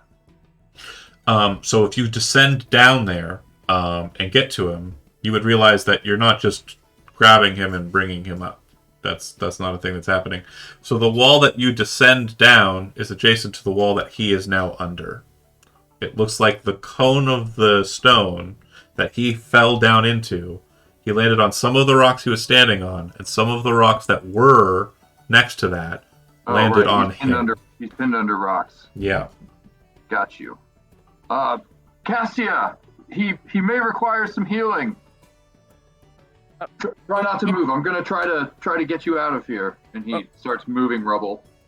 Oh, okay. Castia will, without waiting for anybody to do anything else, start trying to climb down the rope down there. Okay. Do you have carpenter's tools as a trained tool or no? Are you asking me? Yeah, you're down there. You're the one doing it. No. Okay. Go ahead and make a intelligence check untrained. Oh shit. I guess I'll just roll straight intelligence. That's what I was looking for. Yep. Come on, baby. Oh no. So you look at the stone and you're kind of like, okay, and you see the one that you think is probably the best to move. Grab another one, start moving it, and then you realize that the stone that's kind of on top starts to slide and kind of move into the position that you're clearing. And the stones that are on him seem to be kind of situated in a way that they're underneath the stones that you're moving and are being replenished. So it's like this endless source of stone that appears to be on him. It looks like your strategy is flood. Right. I assume it's still dark when Castia gets down there, other than whatever. Oh, are you going? Light is. Are you going down? Yeah, I said I was climbing down the rope. Okay, it's very narrow, so it looks like a lot of the space that's down there is currently being taken up by the hunter that's down there. Okay. So you kind of descend down and come to this realization that if you were to descend further, you either have to stand on top of him or stand on top of him. One of the other. One of those two. Still kind of like hanging on to the rope. Castia will yell down to the man. Are you badly hurt? Yeah, well, kind of. I just can't move, and I think my legs are broken. But, like, you see him kind of, like, look up at you and kind of smile. I can feel my feet, so I know it's not too bad.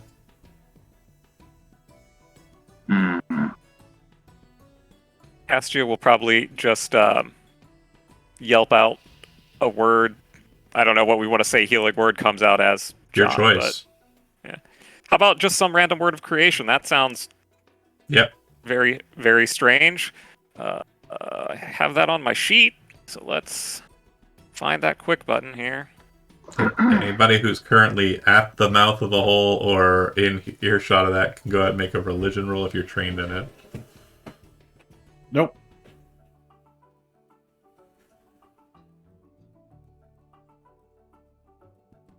But yeah, No one's trained in religion.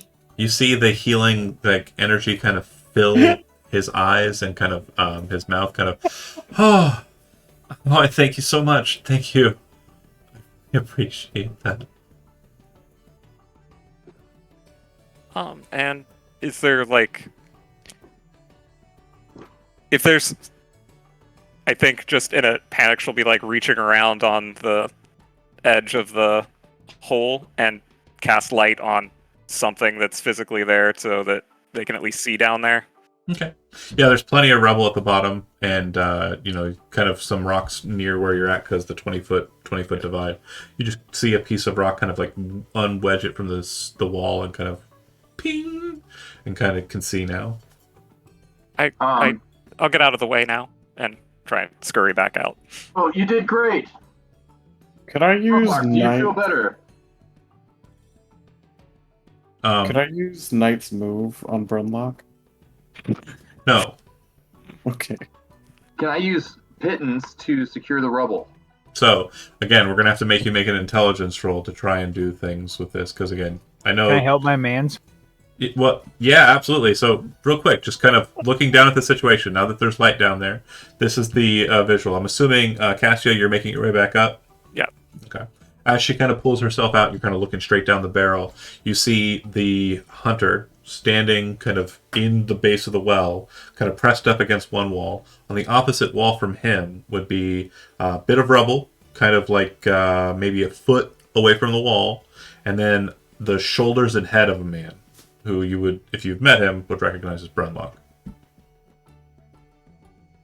Yeah, I just want to help Chad rectify this situation he's got going on with the caving in well and the walls and all of that. Okay, so you would probably know that it's probably too tight for you to get down there and help directly. But if you have any kind of supernatural or class feature or ways to give him a benefit, you can certainly do so. Or if you want to have him come up, you go down, and then him kind of be above you and maybe traffic that way. But yeah, it sounds like he's trying to do stonework. I have 2 ideas. Yeah, that's what I mean. I'm trying to give advice here. Right. Okay. Like, So- I'm wondering if I could either secure the rubble with pittons, or if I could kind of like hold up all the collapsing rubble with my body by like pressing my back against it and like pressing myself up against that side of the wall. These are If I certainly can at least like secure the rubble enough to be able to move him. these are certainly ideas. Okay. Do you want to give him bardic inspiration? Hell yeah. Okay. Okay. And use what I know, obviously, of being a dwarf with stone cutting to try to help him fucking not Right. set up a situation where everything's going to cave in when he Okay. tries to go down the well. So you're telling him a story about dwarf stonework. You're kind of telling him inspiring things and kind of explaining to him that the 2 techniques he just mentioned aren't going to work. Pittons aren't going to hold loose stone. It'll hold like larger pieces, but most of these pieces of rock are maybe, 6 inches, not too massive. Smaller than that in most cases.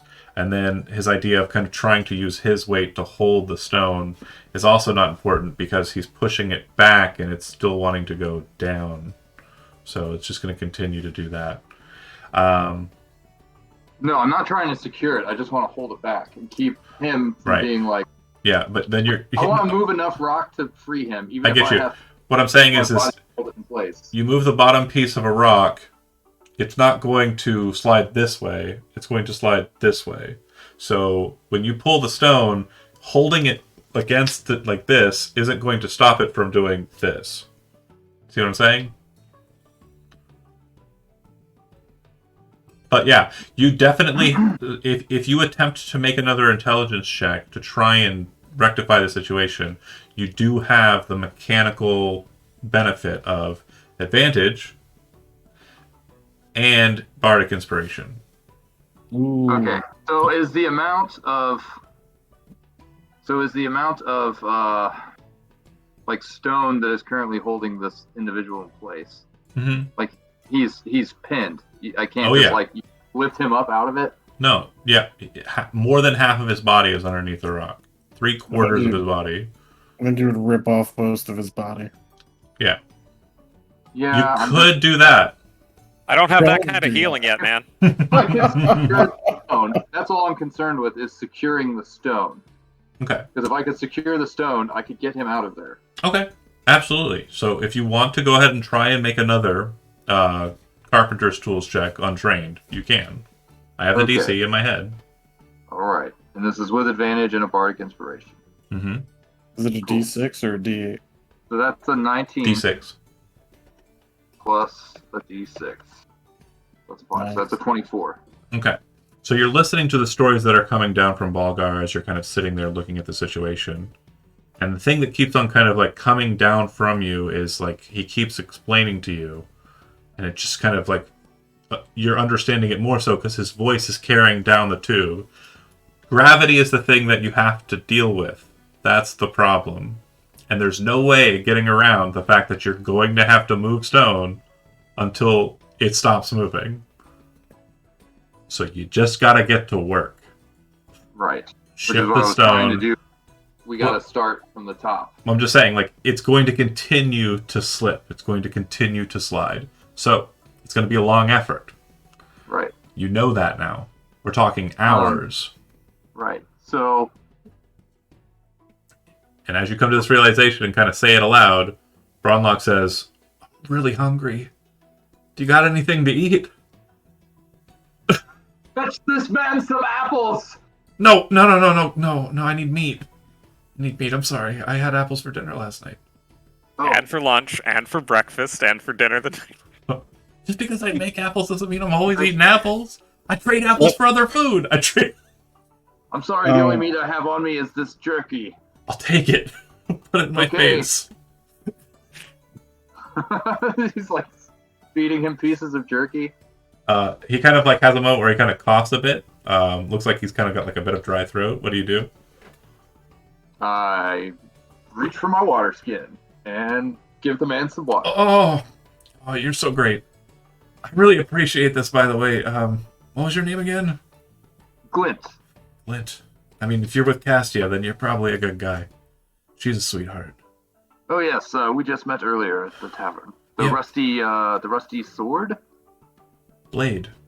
The rusty blade, yes, of course. That's what I meant. Don't be afraid of his hat. Does this guy take notes? I don't think this guy takes notes.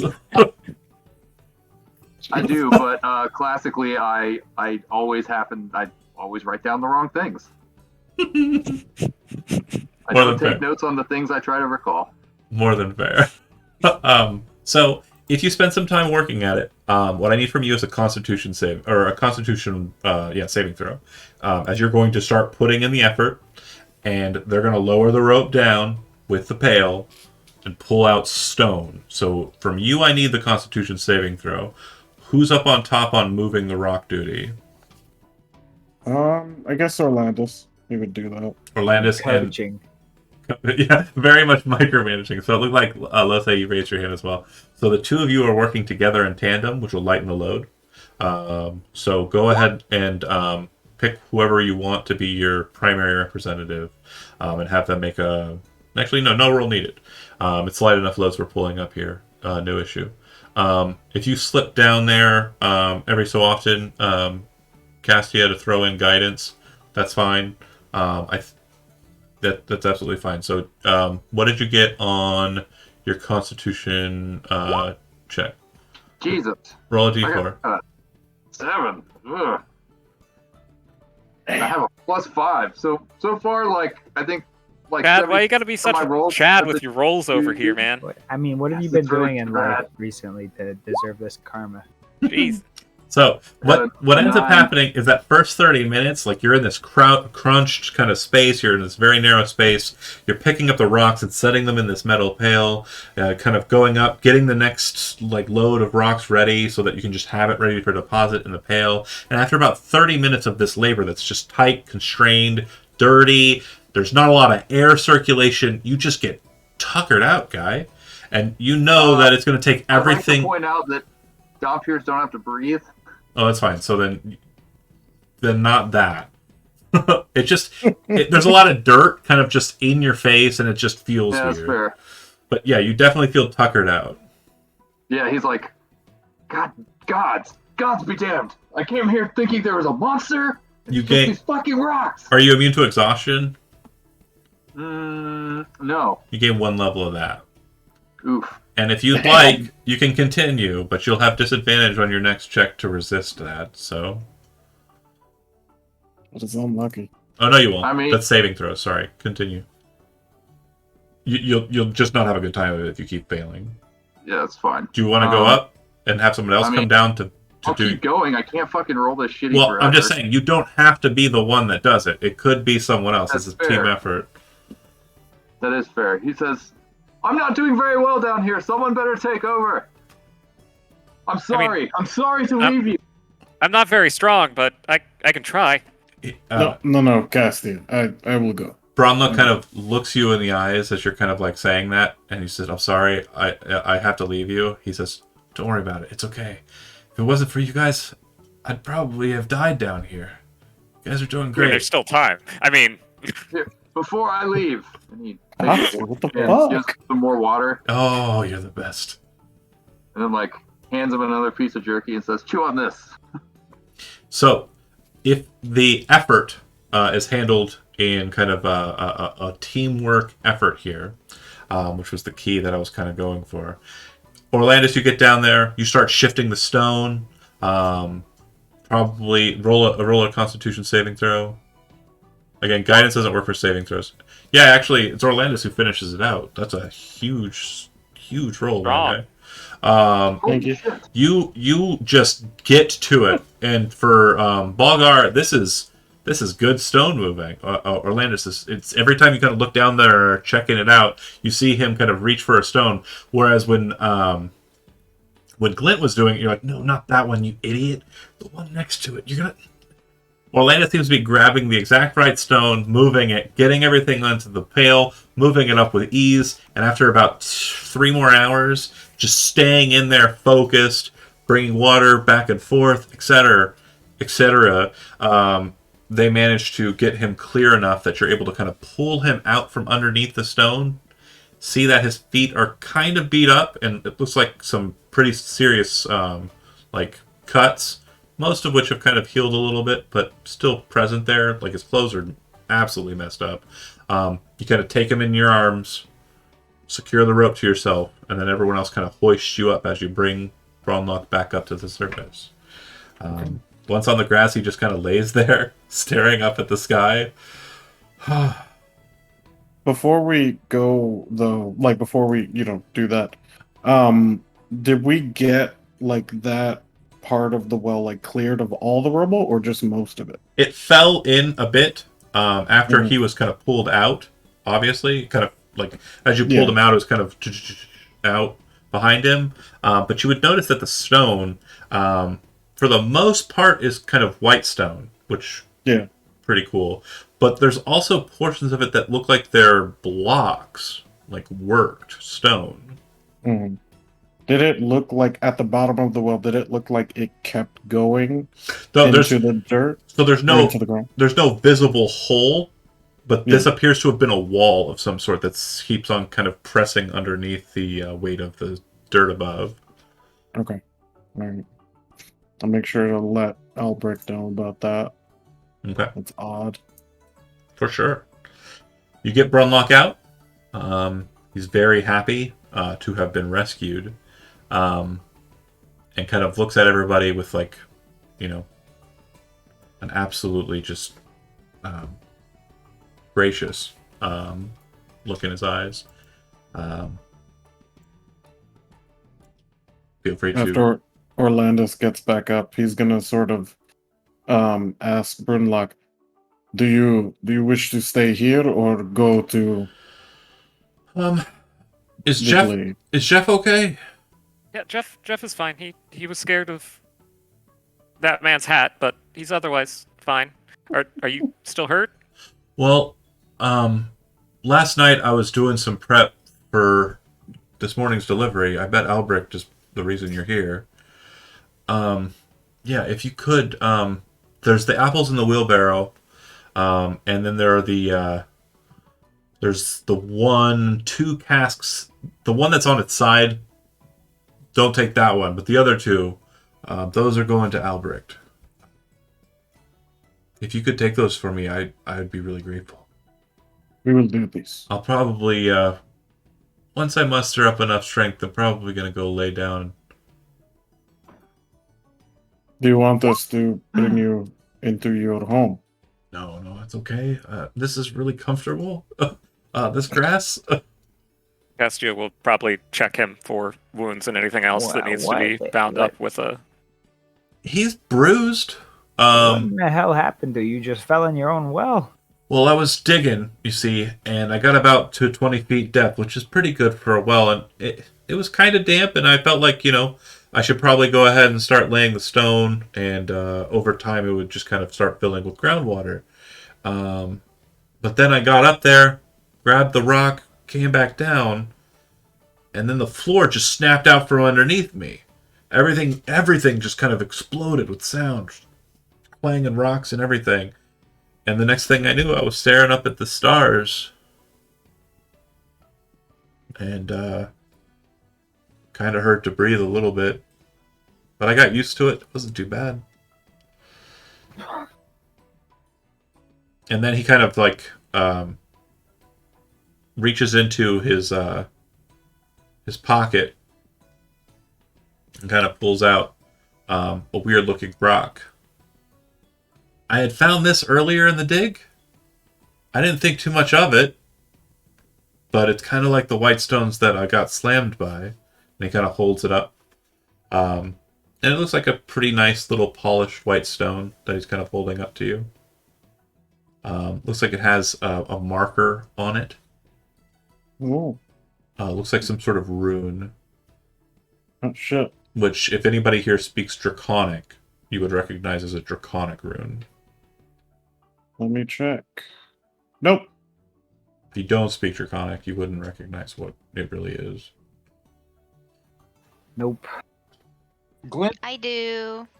Oh yeah, cool. Of course the elf speaks Draconic. Nice. Hi. Yeah, it appears to be a Draconic rune. Oh, it doesn't. It I doesn't don't say recognize what it means. it doesn't say anything in particular. Runes for Draconic nature are kind of more like a symbol or a sign. Yeah, but I wouldn't know what it means. It doesn't appear to mean like anything. It's like magic gibberish. Are there more such stones with runes among the stones in the pit? You didn't see any while you were digging. Well, I mean, he's more than getting in and out of the pit wouldn't be much of a problem. So You wouldn't find any. okay. Mr. Brunlock, I personally will not feel good if I left you out here. He Could I bring you in? after a few moments, he kind of like slowly brings himself up to his own feet. Kind I of mean, I rolled a 26 on a medicine check. He's bandaged like masterfully. Yeah. stands up and kind of like places his hand on your shoulder and says, "It's okay. Your friend Castia did a great job. She's a real sweetheart. I'm gonna get back to work. I think I'm okay." You should I- you should rest. Yes, you should take this day off and then see how you feel in the morning tomorrow. Will do. Yeah. Well, thank you so much. I wish I had a way to repay you. This is not needed. Gestures towards the rock. I guess you can keep that. Oh, the one with the rune in it. Mm-hmm. Oh, okay. I will bring this to Albrecht, see what he knows. Or keep it for yourself. You're the ones who did it. Miles kind of heads inside to take a little bit of a rest. Well, at the bottom of this pit, there's no like. He like tests the walls to see if any of the walls are also like soft or thin. So yeah, like it was covered. I don't remember who asked that, but just kind of reciting what I said. It looks like it was some sort of wall, but the weight of the dirt above it, and like the way that the stone is kind of laid out, there's no like. It's not like there's a cavity. It's like whatever this was, roof and wall, have all just be kind of compressed into Got you. amalgam Okay, of so rock. that's what. Okay, so now what you were trying to say earlier makes more sense. Yeah, so it's not just.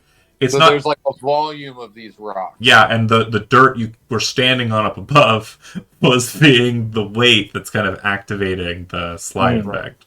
The way you were Picture able. being- Go ahead. I'm sorry. I was gonna say I picture it being sort of like what it would be if you were to find like Greek ruins or something in the modern day. Absolutely. Yeah. If you wanted to excavate it, you could, but it's not something that you'd be able to just like, kind of brush the dirt away like in Yeah. haha. It's definitely this going to be an isn't effort. If we had meld earth or meld If you stone, did have some spells that worked in stonecraft, yeah, for sure. If you were totally different characters, maybe. mold earth. Mold Possibly earth. higher level, or something. Perhaps also that. But yeah, the stone in question, does anybody, or sorry, people who have Arcana trained would recognize that this appears to be a magical item due to the skill trick in Arcana. Ooh. I mean, yeah, Orlandis would hand it to anyone who can do that. That's good. Cassia would probably be curious too. But No, there's no roll needed, folks. I checked Yeah. it out. I am trained in Arcana. Yeah, just being trained in Arcana lets you know that something's more likely magical than not. Oh, okay. Okay. That's magic as fuck. That's just for items, really. Yeah. But yeah, whatever it is, you'll need to be able to cast the spell Identify to figure out exactly what it is. You would know that the general store does have that as a service. but charges 100 gold pieces for you to gain Oh, the benefit. okay. Are we doing like if somebody were to cast Identify, does that consume the pearl?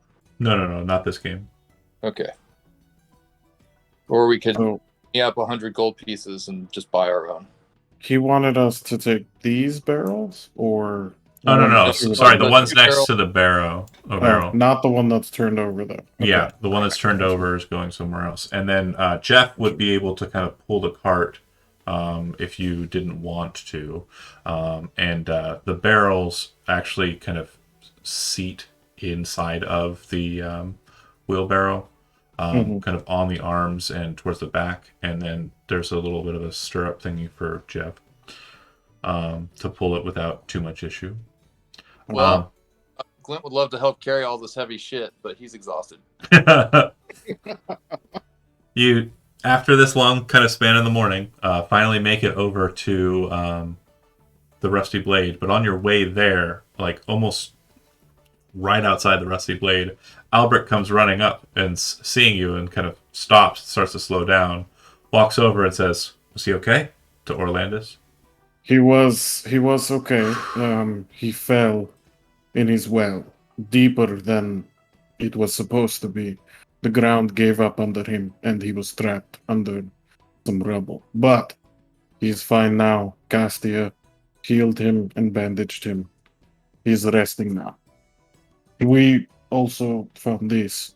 And I pull out the stone with the room. If you take it over to Aegon, tell him I'll owe him if you want to figure out what it is. Okay. And looks over to Astrogoth, then looks over to Balgar, and then finally to Glint and says, "Really appreciate it. Thank you for tagging along and helping out where you could." Glint tips his hat.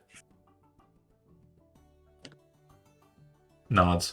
And to kind of finalize this session 0, session 1 will begin kind of like after all of that. You take it over to the general store. Aegon, plucky little gnome, says, "Oh, okay, yeah, 1 second, hold on, let me get my book." Reaches into the back cupboard, pulls out of the back cupboard a book. If anybody has a passive perception of 13 or higher, you would realize that the trapdoor leads to a completely black void, just an empty Jesus space. Christ. He reaches in, seems to hold his hand in there for a second, and then the book comes out. Then he shuts the trapdoor, pulls open the book. Basement of holding. It is a basement of Yeah. holding. That's dope. He pulls out the pearl and starts focusing on the item and says, "It's a good luck stone." Wasn't very lucky for him. It really wasn't. I would argue that it is. I guess that's fair. He didn't die. That is true. Yeah. And it is a stone of good luck, whoever wants to keep it. And that's where we'll end the session for tonight. Thanks for watching those that did, and we'll pick up next week with session 1 as we move into the thrust of the story. Thank you. See you then.